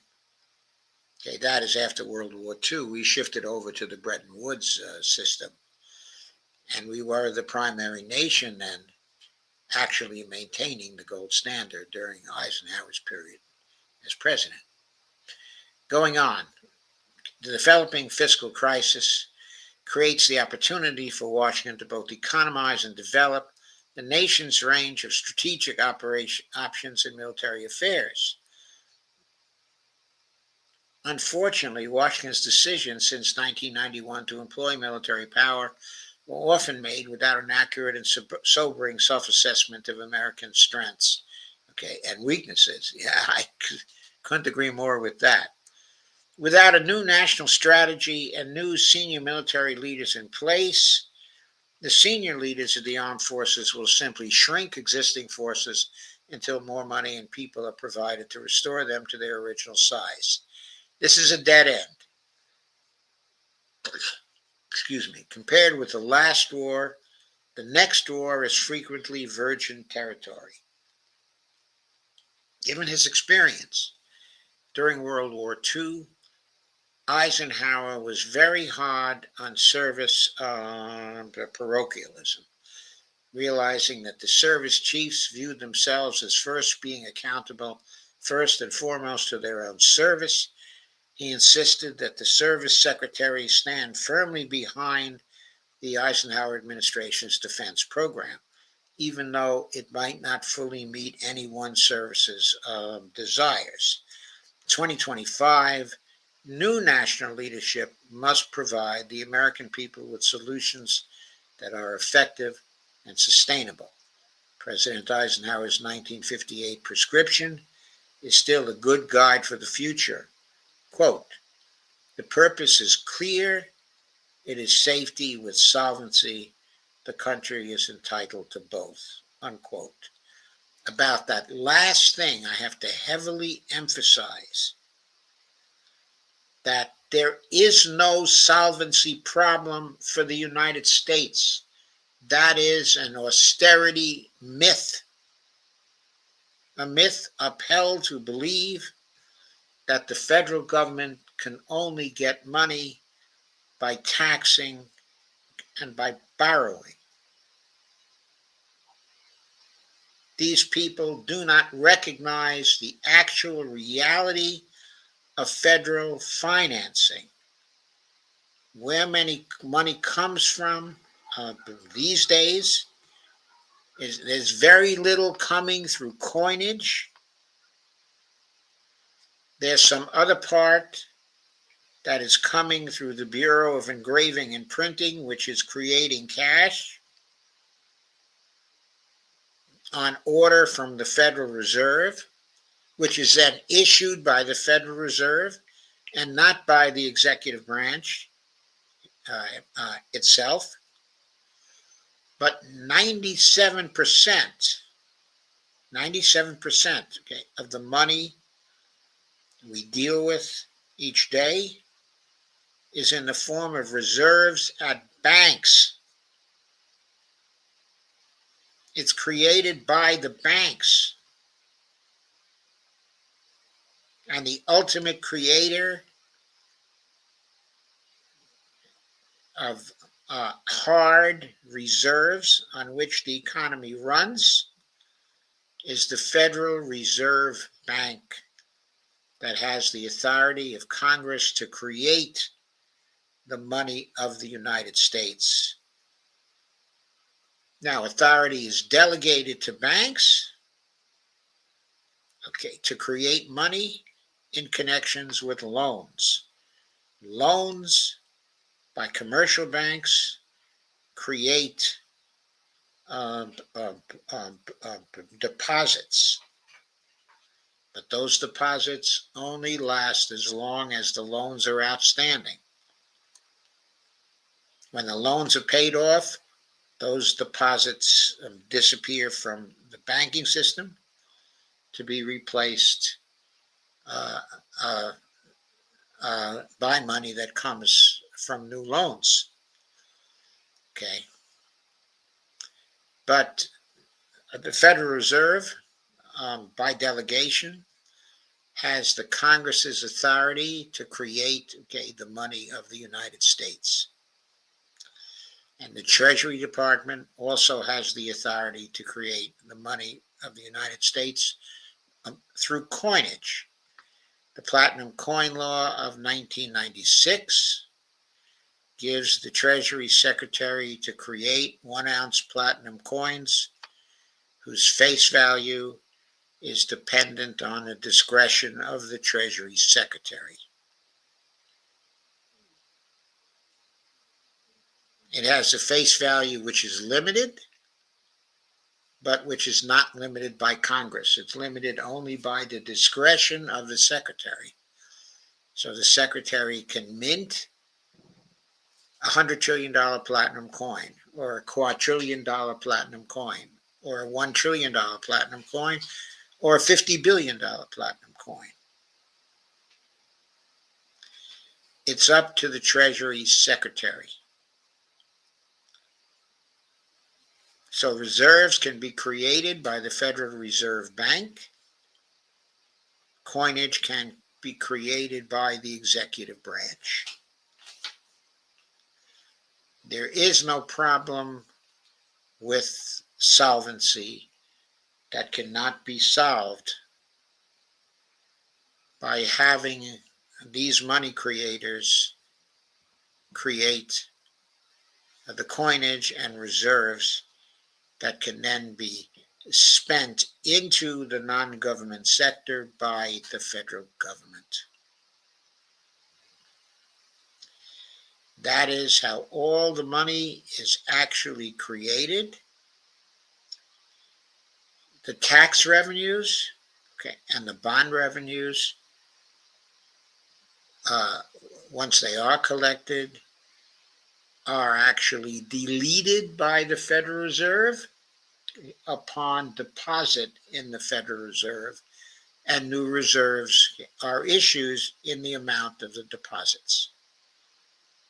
But that's what happens to tax money. That's what happens, to bond money. It is destroyed upon settlement. It does not continue to exist. It is money that had been issued by the government as a liability of the government, and it is redeemed when the settlements in banks occur. So solvency is never an issue. The only issue is safety and security, of the United States, and avoidance of conflict is the way to safety and security, as Doug recognizes in this paper. His concern for solvency is misplaced.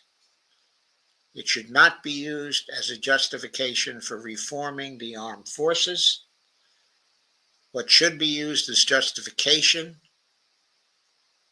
is the necessity to avoid World War III and the necessity to adapt to the multipolar reality that we now are living in. And that requires a service that is not going to emphasize ground forces as much as it's going to emphasize submarines and missiles,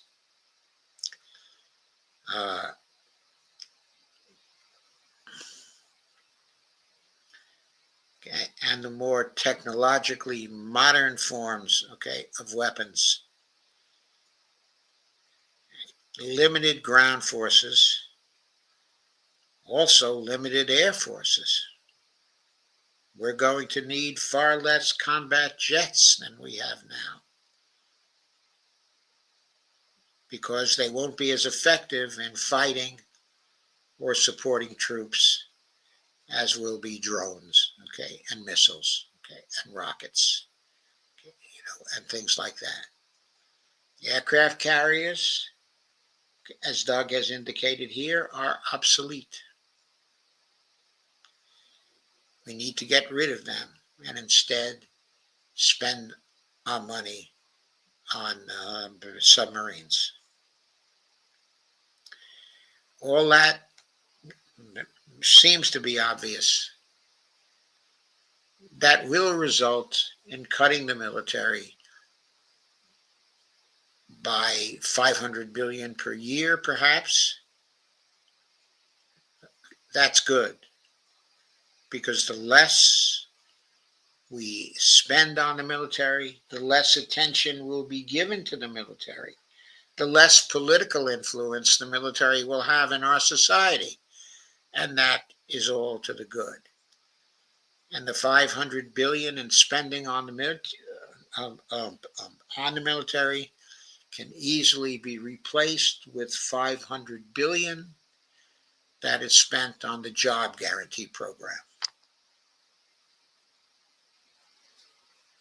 That's a very simple way and more productive way to spend that $500 billion. That is strengthening the safety net right here, okay, in the United States. So to summarize, I think this is an excellent paper. I think it should be widely discussed. I think the devil is in the details.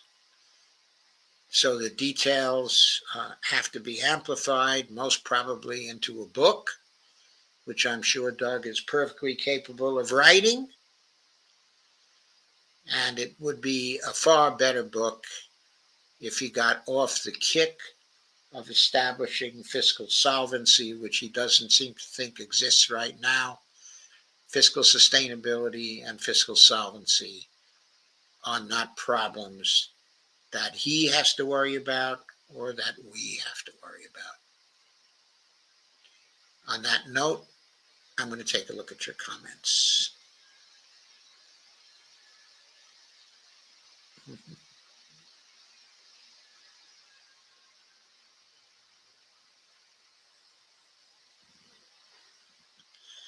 Lana says the armed services are going to be mad at this guy. Yeah, that DEI comment is cringe. Yeah, it is, isn't it? Wow, serve in exchange to live tax-free. That's an interesting thing, isn't it? It's an interesting incentive. Lana says, Major General Fuller, a Mayflower cousin for me. Interesting.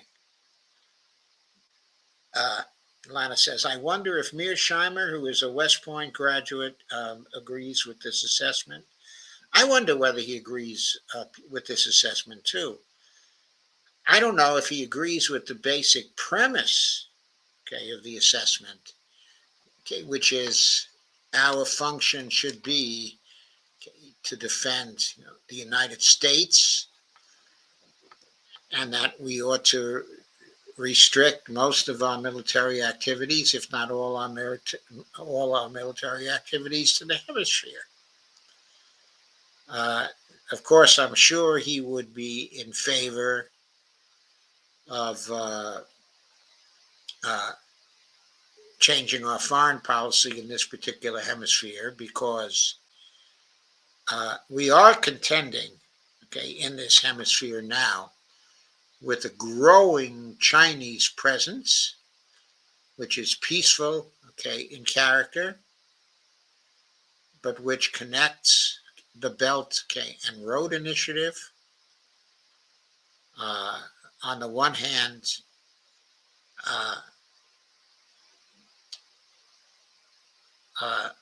to Latin America, and on the other hand, okay, to Africa, so that the Belt and Road Initiative will eventually circle, okay, the globe. The Chinese have built a port now in Peru. The Brazilians are thinking of building a new railway system from eastern Brazil to the Mato Grosso, connect up to rail systems that can go to the new port the Chinese have created, in Peru. So new plans are being created to circle the globe with trade routes and to make, of course, one of the primary centers of trade, China itself, and Russia. We are being excluded from this in some way, but we have to respond in a constructive way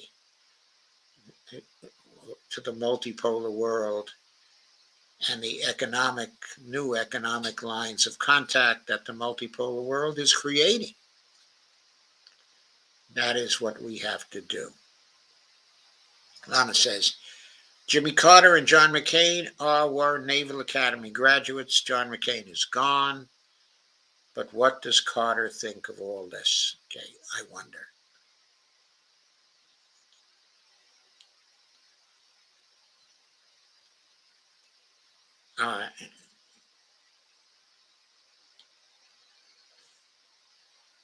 Okay, I don't know. I don't know what the mental state of Jimmy Carter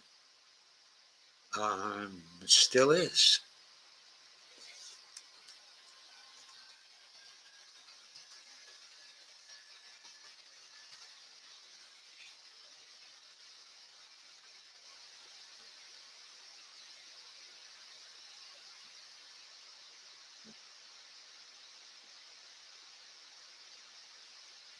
Jimmy Carter, our most outstanding ex-president,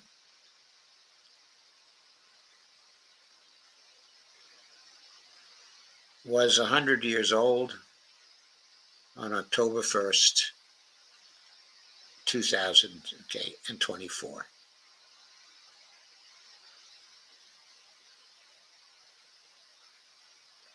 He remains alive, but I don't know what kind of shape he's in right now.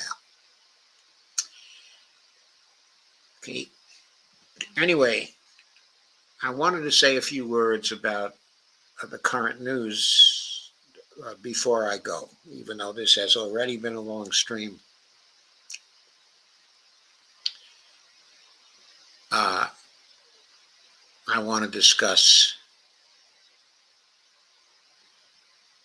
the recent change made by Joe Biden, which is causing great consternation in the whole world. There's a new piece, from the UN's review that I did not originally schedule for this program, but which I'm going to share right now.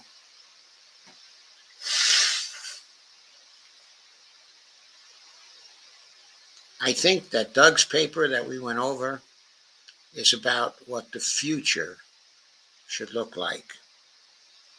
But this paper, this article, is about the current state of play, which is very depressing and very risky. The piece is called Going Out with a Bang, and it's by Mike Whitney, November 18th, 2024. It appeared at the UN's review. And there's Joe Biden as he says goodbye, and the American eagle is flying overhead. He is holding an American flag, and he is riding a missile to somewhere. You can't read who this cartoon is by, but it is very striking. On Sunday, President Joe Biden authorized the use of U.S.-supplied long-range missiles by Ukraine for strikes inside Russia. The sudden reversal of policy represents a dramatic escalation in the war that will require a strong response from Moscow. President Putin has repeatedly warned that firing missiles at targets located on Russian territory would trigger harsh retaliatory attacks, not just on sites in Ukraine, but also on those nations directly involved in the strikes, namely NATO and the United States. Military analyst Will Shriver noted on X, patiently waiting to strike. Quote, by any reasonable logic of conflict, the Russians would be well within their natural rights to strike back at the U.S., NATO, ISR assets that have played such an essential role in several damaging attacks against them, unquote. I have written many times over. I'm going to read this to you, but I have to open up the Twitter statement that they're in. I've written many times over the past 2 years about what is arguably the single most important component of U.S. NATO military involvement in the Ukraine war, its intelligence, surveillance, and reconnaissance ISR assets that have been omnipresent on the battlefield from the very beginning. I've frequently expressed my expectation that Russia would eventually feel compelled to, quote, do something about it, unquote. Up until now, the most they have done is down an MQ-9 surveillance drone over the Black Sea by the novel method of buzzing it with an Su-27, dousing it with jet fuel, and possibly even giving it a wingtip nudge. But the Sirius platforms, the RQ-4 unmanned drones, and the various crew jets packed with electronic gadgetry have been permitted to operate more or less unhindered, or at least we can say none have been shot down yet. We are not privy to the knowledge of how successful the Russians have been so far in developing effective countermeasures to NATO ISR. Of course, these aircraft are flying either in, quote, international airspace, unquote, or primarily in the airspace of Romania and Poland. That said, this is war, and little diplomatic niceties like, quote, protected airspace, unquote, lose their meaning in war. If you don't believe me, review the history of what the United States, Britain, and Israel, among others, have done over the course of the past several decades. There is no court in this world that can adjudicate, let alone enforce its judgments upon nations at war. Only the victors get to designate and hang the guilty when the cannons fall silent. By any reasonable logic of conflict, the Russians would be well within their natural rights to strike back at the U.S., NATO, ISR assets that have played such an essential role in several damaging attacks against them, in most cases directly providing requisite ISR targeting data and even real-time guidance to NATO provided and often NATO-operated weapons intended to kill Russians. So why hasn't Russia forcibly eliminated this paramount element of the military force arrayed against it? The primary answer is undoubtedly that they have made a firm strategic decision to carefully manage the escalation of this conflict from the relatively confined borders of a proxy war in eastern Ukraine to a regional or global conflagration that could conceivably put in play the risk of a major nuclear exchange. That, of course, is inarguably a very prudent strategic judgment. On the other hand, this war, against almost all expectation around the world, has revealed the acute weaknesses inherent in what was previously imagined to be, quote, full spectrum, unquote, American military dominance. Simultaneous to this exposure of the myth of American military supremacy, it has conversely been revealed that the Russians are considerably more than, quote, a gas station with nukes, unquote. Anyone who does not by now recognize the degree to which Russian military, economic, and industrial power has grown over the course of this war is either embarrassingly ignorant or blinded by mindless prejudice. Consequent to these developments, the Russians have been waxing increasingly bold in both their rhetoric and their publicly proclaimed objectives. Foremost among these increasingly explicit objectives is that Russia regards itself, Belarus, and much of the Ukraine as one people and one nation, and they fully intend to return to what they consider the status quo ante. In my estimation, this objective is one that has now become, quote, non-negotiable, unquote, for the Russians. According to whatever timetable they have established, they will eventually move to militarily subdue and politically subsume everything east of the Dnieper River as well as the Black Sea coastal regions all the way to the Danube, including Transnistria. Oh, wow. They will very likely also move to secure a demilitarized zone that reaches much further west than the Dnieper and demand, quote, neutrality in perpetuity for whatever Ukrainian rump state remains. And when the realization of this objective draws nearer and nearer to being a fait accompli, we can all be almost certain that the empire and its obeisant European vassals will do something stupid and bring to pass some level of direct warfare between them and the Russians. If and when that happens, then we'll see the Russians finally move decisively against the US, NATO, ISR assets in the region, and they will do so with at least 2 full years of battlefield experience, careful observation of its weaknesses, and competent adaptation and innovation cultivated by that analysis. That is a brilliant and forthright statement, okay, by the way, on Twitter. But let me go back to the article now. That was a divergence, well worth it, but one I did not plan. With his back against the wall, we expect that Putin will defend his country, just as the U.S. would defend itself if Chinese contractors using Chinese missile systems linked to Chinese satellites and technology fired missiles at targets in the U.S. from locations in Mexico. The situation is the same here, which is why Putin went to great lengths to explain the problem in May when he said the following, quote, the final target selection can only be made by highly skilled specialists who rely on this reconnaissance data, technical reconnaissance data, launching other systems such as ATACMS, for example, also relies on space reconnaissance data. Targets are identified and automatically communicated to the relevant crews. They may not even realize what exactly they are putting in. A crew, maybe even a Ukrainian crew, then puts in the corresponding launch mission. However, the mission is put together by representatives of NATO countries, not the Ukrainian military. The point Putin was making can be summarized like this. The long-range precision weapons ATACMS are provided by the U.S. The long-range precision weapons are manned by experts or contractors from the U.S. The long-range precision weapons must be linked to space reconnaissance data provided by the U.S. or NATO. The targets in Russia are also provided by space reconnaissance data provided by the U.S. or NATO. In other words, the long-range missiles are made by NATO, furnished by NATO, operated, launched by NATO contractors whose targets are selected by NATO experts using space reconnaissance data provided by NATO. In every respect, the firing of long-range precision weapons at targets in Russia is a NATO-U.S. operation. The fact that the system may have been located on Ukrainian soil does not mitigate Washington's role in the aggression. Bottom line, Putin will defend his country against foreign aggression in the same way that any U.S. president would defend America.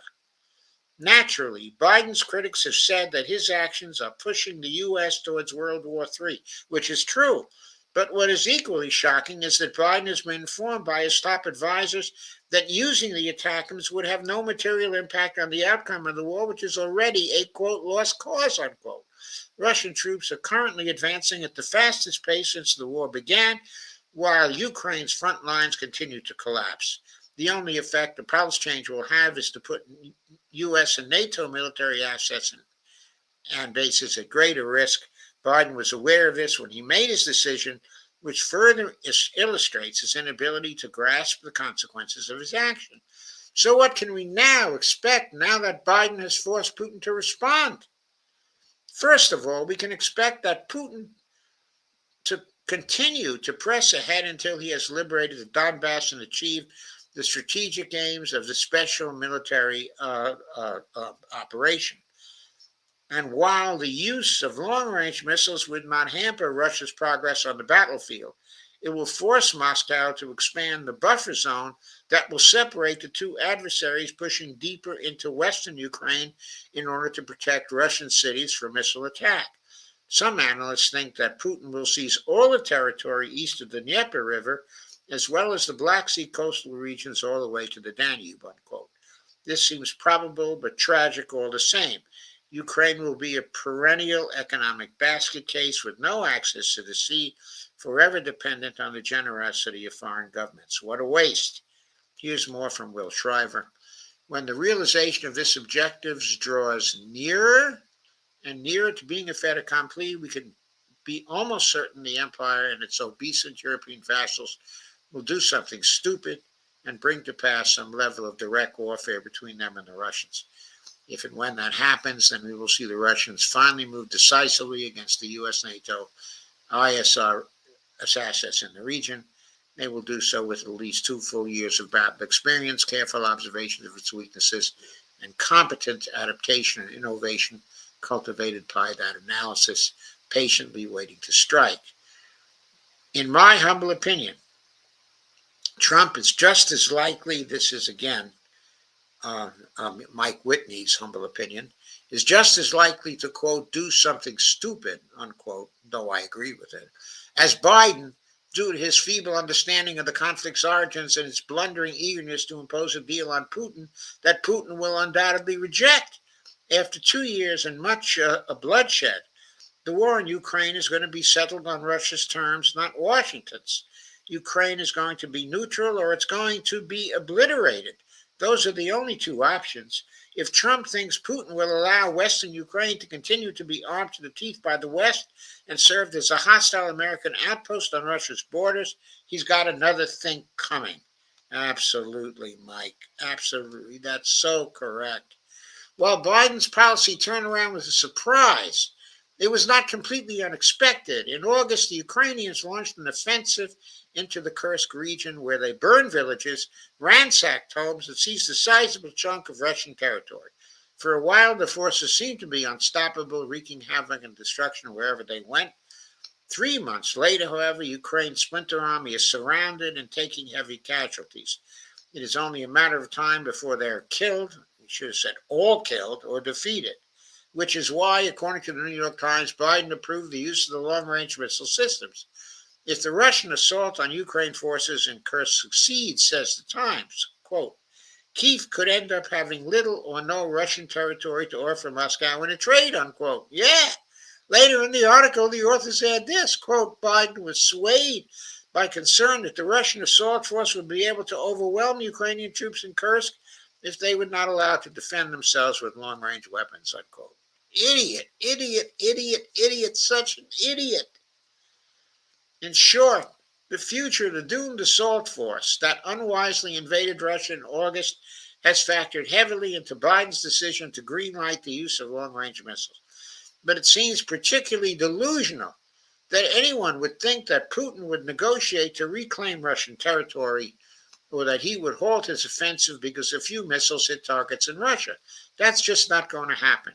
Putin did not want this war and did everything in his power to avoid it. Remember the phone calls he tried to make to Biden in December of 2021 and January of 2022? And remember, Biden would not talk to him. He did everything in his power to avoid this war. He did treaties that were ignored. But now that Russia's involved, he is going to move heaven and earth to prevail. As we said earlier, the attackers will have no impact on the outcome of the war at all. It's also worth noting that no missile system, air force, or army is capable of beating Russia in its own backyard. That should have been obvious from the beginning, but of course the critics of the war were banned from the cable news channels that have become the lone purview of retired generals, recycled neocons, and other warmongering fantasists. Even now, these armchair warlords think we must intensify the conflict to, quote, teach Putin a lesson, unquote, and restore the battered image of the withering empire. The fact is, however, that direct NATO involvement would not have made a bit of difference in the eventual outcome because Russia presently has over 1 million men who have experienced high-intensity warfare, an industrial base that is geared for the production of weaponry, bombs, and ammunition, and an ironclad strategic alliance with the world's undisputed economic powerhouse, China, that will certainly come to Moscow's aid if push comes to shove. And by the way, I want to add to that, Russia is growing up to 1.5 million men. Now they have over 1 million men, but within 6 months they'll have 1.5 million men. I continue to be convinced the U.S., and here's more from Will Shriver. Quote, I continue to be convinced the U.S. NATO could never win and will never fight a war against Russia and Eastern Europe unless the hashtag empire at all costs death cult somehow seizes the reins of power, in which case it will become the biggest catastrophe in U.S. military history and very possibly result in a civilization-ending nuclear war. For me, one of the most intriguing aspects of the unprecedented levels of propaganda beclouding the ongoing Ukraine war is the incessant claim from the beginning of the alleged strategic, tactical, and logical ineptitude of the Russian military. Never mind the numerous reports from Western um, uh, mercenaries and Foreign Legion volunteers who managed to escape back to their home countries after very brief and terrifying, quote, tours of duty, unquote, in Ukraine, all of whom relate similar accounts. They talk about encountering overwhelming firepower for the first time in their military careers, and they soberly warn anyone else thinking of embarking on a, quote, safari, unquote, to kill Russians, that it was, quote, nothing like Iraq, unquote, and they feel very lucky to have made it out alive, often without ever firing their weapon nor having seen a Russian soldier. Never mind also the fact that there are few, if any, conscripts among the Russian forces fighting in Ukraine, and few, if any, reports in Russian independent media sources of demoralized, undersupplied Russian battalions in any theater of the war. Quite to the contrary, this is all from Will Shriver, by the way, all quotes, I have seen suggest that Russian morale is sky high, both among the soldiers doing the fighting and the Russian public at home. And with that preface, let's turn to the primary question. Could NATO fight and win a war against the Russians on this same battlefield? My answer is an emphatic no, for three distinct but equally disqualifying reasons. One, there is zero persuasive evidence that NATO soldiers, weaponry, training, logistics, and command are superior to that of the Russians. Sufficient NATO forces could never be assembled, equipped, and sustained to defeat the Russians in their own backyard. Three, the very attempt to concentrate sufficient U.S. forces in the region in order to take on the Russians would very likely result in the disintegration of the global American empire and its massive network of overseas bases, thereby rapidly accelerating the already in progress transition to a multipolar world. If NATO had to go to war today against the return of industrial warfare, Russia and all their troops and equipment could be magically teleported to the battlefield, they simply could not sustain high-intensity conflict for more than about a month, as this excellent analysis persuasively argues the return of industrial warfare. And that's a quote, I guess, from this return of industrial warfare. The zealous disciples of indisputable American military supremacy will undoubtedly reply, quote, overwhelming American air power alone would devastate Russian military capabilities in a matter of days, a couple of weeks at most, unquote. The average Call of Duty warrior believes such nonsense, but I'm confident very few in the Pentagon harbor such delusions. To the contrary, they understand perfectly well that Russians' best-in-class air defenses would shred attempted U.S. NATO airstrikes. It would be a stunning massacre, the results of which, after even the first 48 hours, would skew wiser heads calling for an immediate cessation of hostilities. Not only that, but even attempted but catastrophically failed NATO airstrikes against Russia would result in a massive series of counterstrikes against NATO bases and warships at distances never seen in previous wars. It would be a no-holds-barred affair.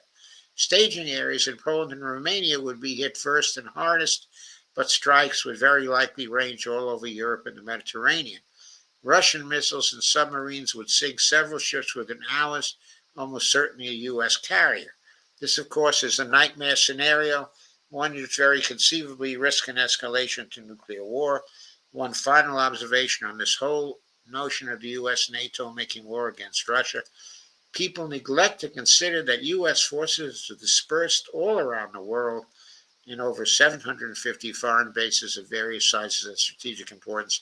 I think it's 850 foreign bases now. In other words, most fail to appreciate the fact that U.S. military might is highly diluted, and the only way to possibly concentrate a force sufficient to take on the Russians would be to literally evacuate almost every significant U.S. base on the planet. Japan, Korea, Guam, Syria, Turkey, multiple African nations, etc. A massive power vacuum would be created all around the world and would constitute an irresistible temptation for, quote, hostile powers, unquote, to exploit. It would spell the end of American global empire and hegemony. The United States could not win and will not fight a war against Russia, Will Shriver, Substack. So if you're waiting for the end of U.S. Hegemony, wait no longer. It's already here, says Mike Whitney. And Joe Biden just took another step towards hastening the end, of the hegemon. And it was stupid, monumentally stupid, that move over this past weekend.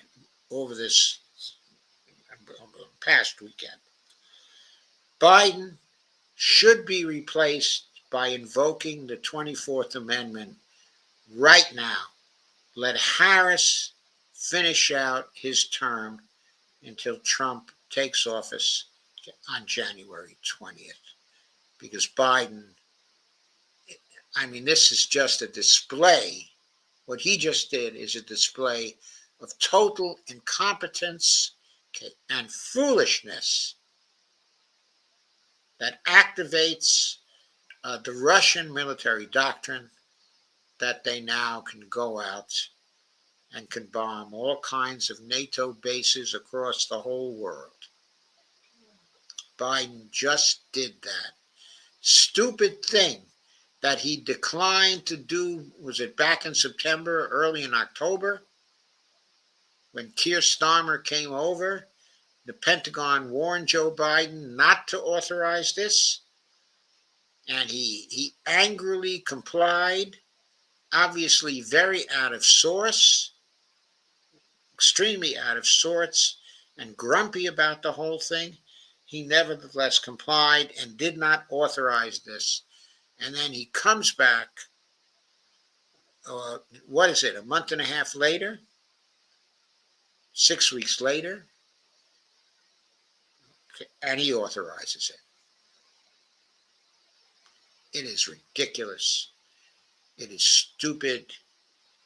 And by the way,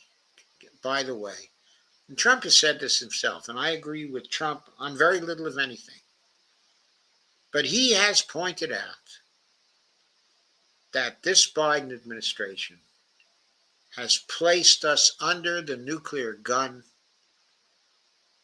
for the first time, in a very long time. And that was done not by him, but by Biden over Biden's 4 years, in office.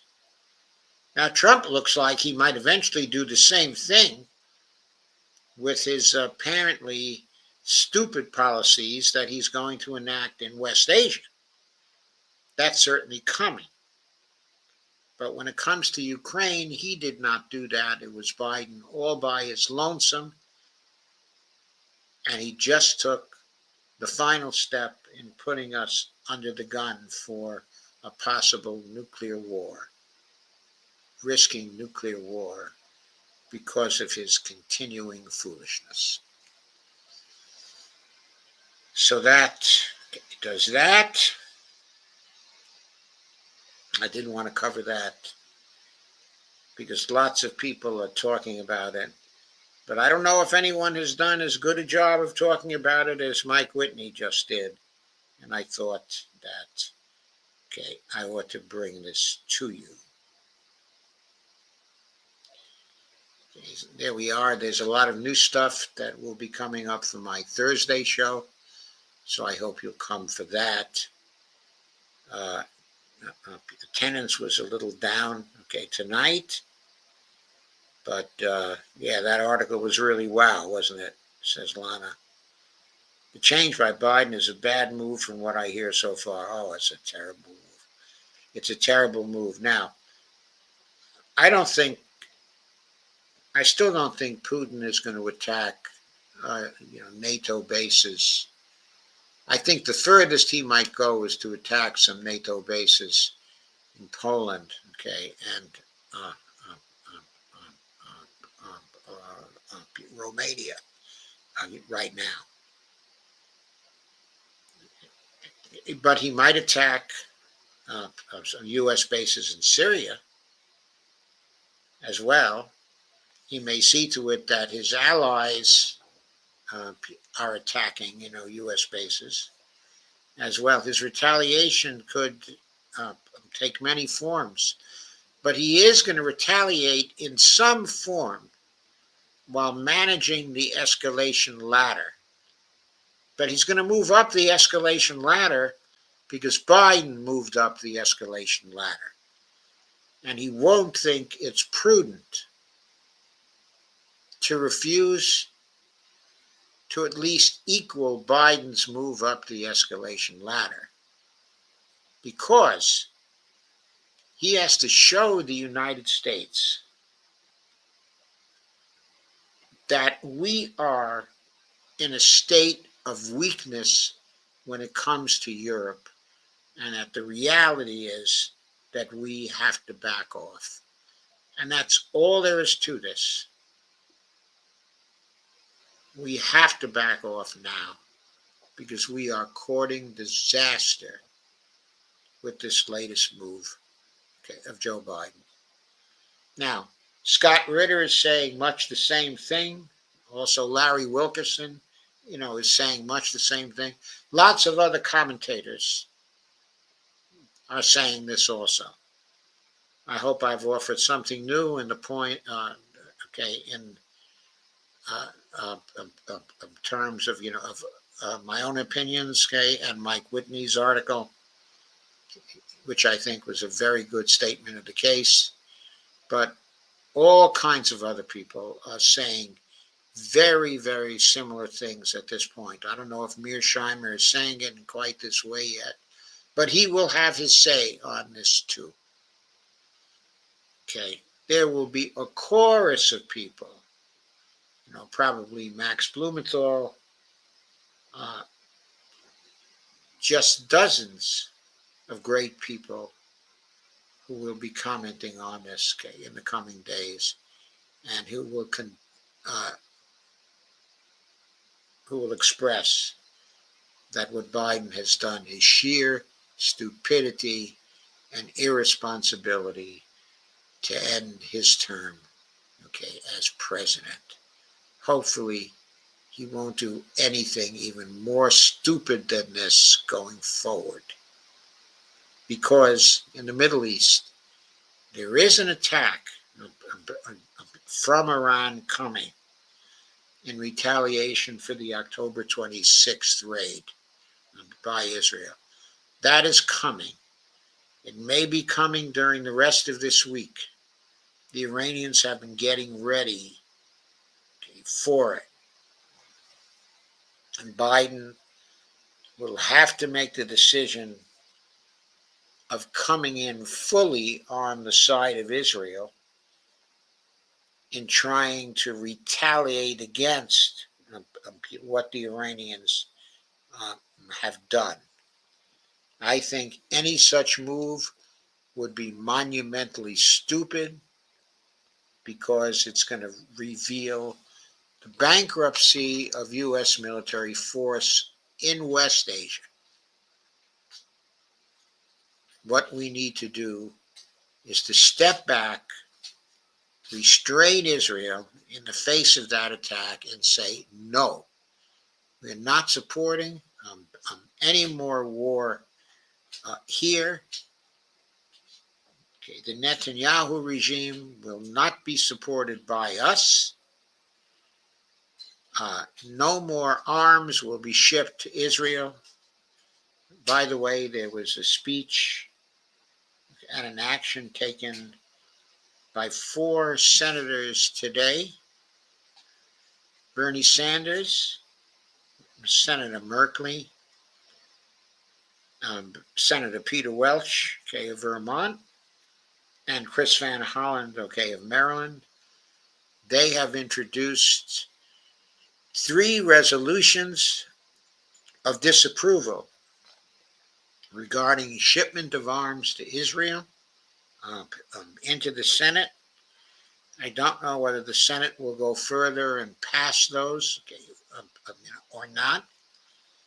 I don't know whether a Republican Senate would actually sustain those. But if Bernie is able to get that through the Senate, then perhaps the administration will comply with these resolutions. It's one straw anyway that is coming on the camel's back. The other straw, I hope, will be the impressiveness of the Iranian attack, coupled with further attacks from Hezbollah and the Houthis also, and the Iraqi resistance and the Syrian resistance. All that will be coming at Israel as once in concert with the Iranian attack. And I think that's going to create utter chaos in Israel, which the regime there and the United States won't be able to do anything about. At that point, I think the United States will have to pause and reconsider any plans of going in against Iran with Israel, because the United States has to remember the Iranian air defenses are first class, as established by what they did in the October 26th raid. But in addition, they will have to consider that Russia is backing Iran. And if by chance the Americans and Israel were able to mobilize a successful attack on Iran, there would certainly be retaliation by the Russians as well as the Iranians.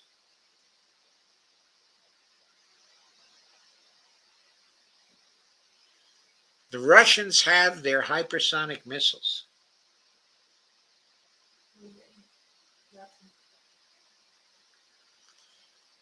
Between their hypersonic missiles and the Iranian hypersonic missiles, they can eliminate Israel. They don't have to use nuclear weapons. You take a hypersonic missiles traveling, if you take the fastest ones from Russia, the Avant-Garde missiles, they travel at 19,000 miles per hour. They can't be intercepted by anything we have. And they carry payloads that are heavy enough that when coupled with the speed at which they strike, replicate the force of a nuclear blast without having the radiation.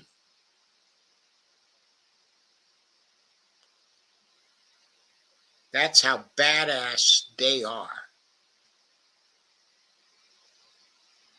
That kind of attack is going to completely destroy the structure of Israel.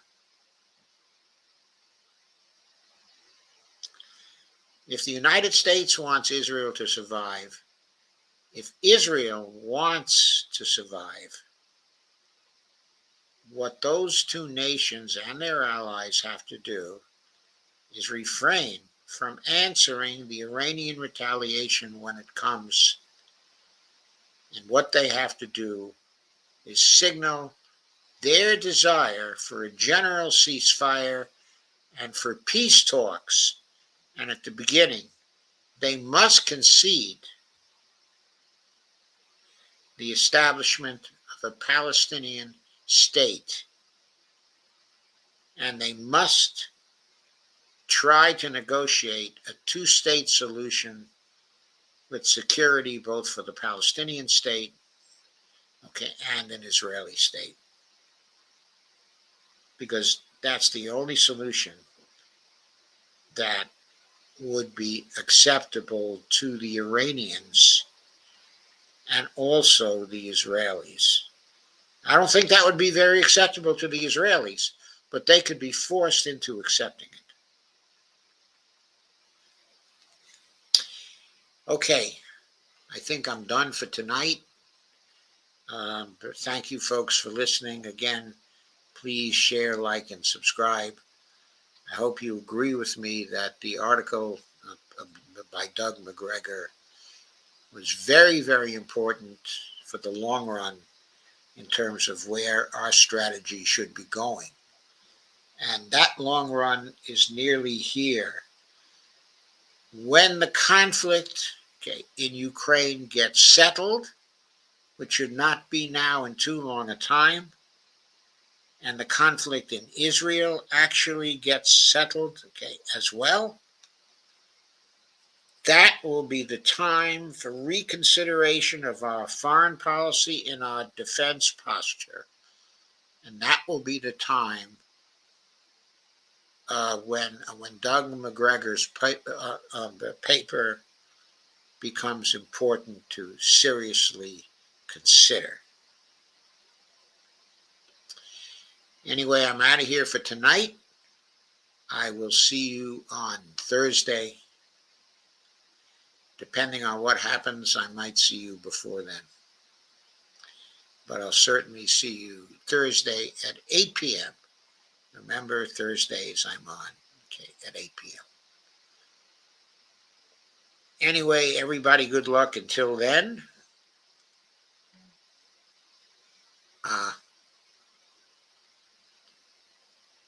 And have a very good Wednesday and Thursday.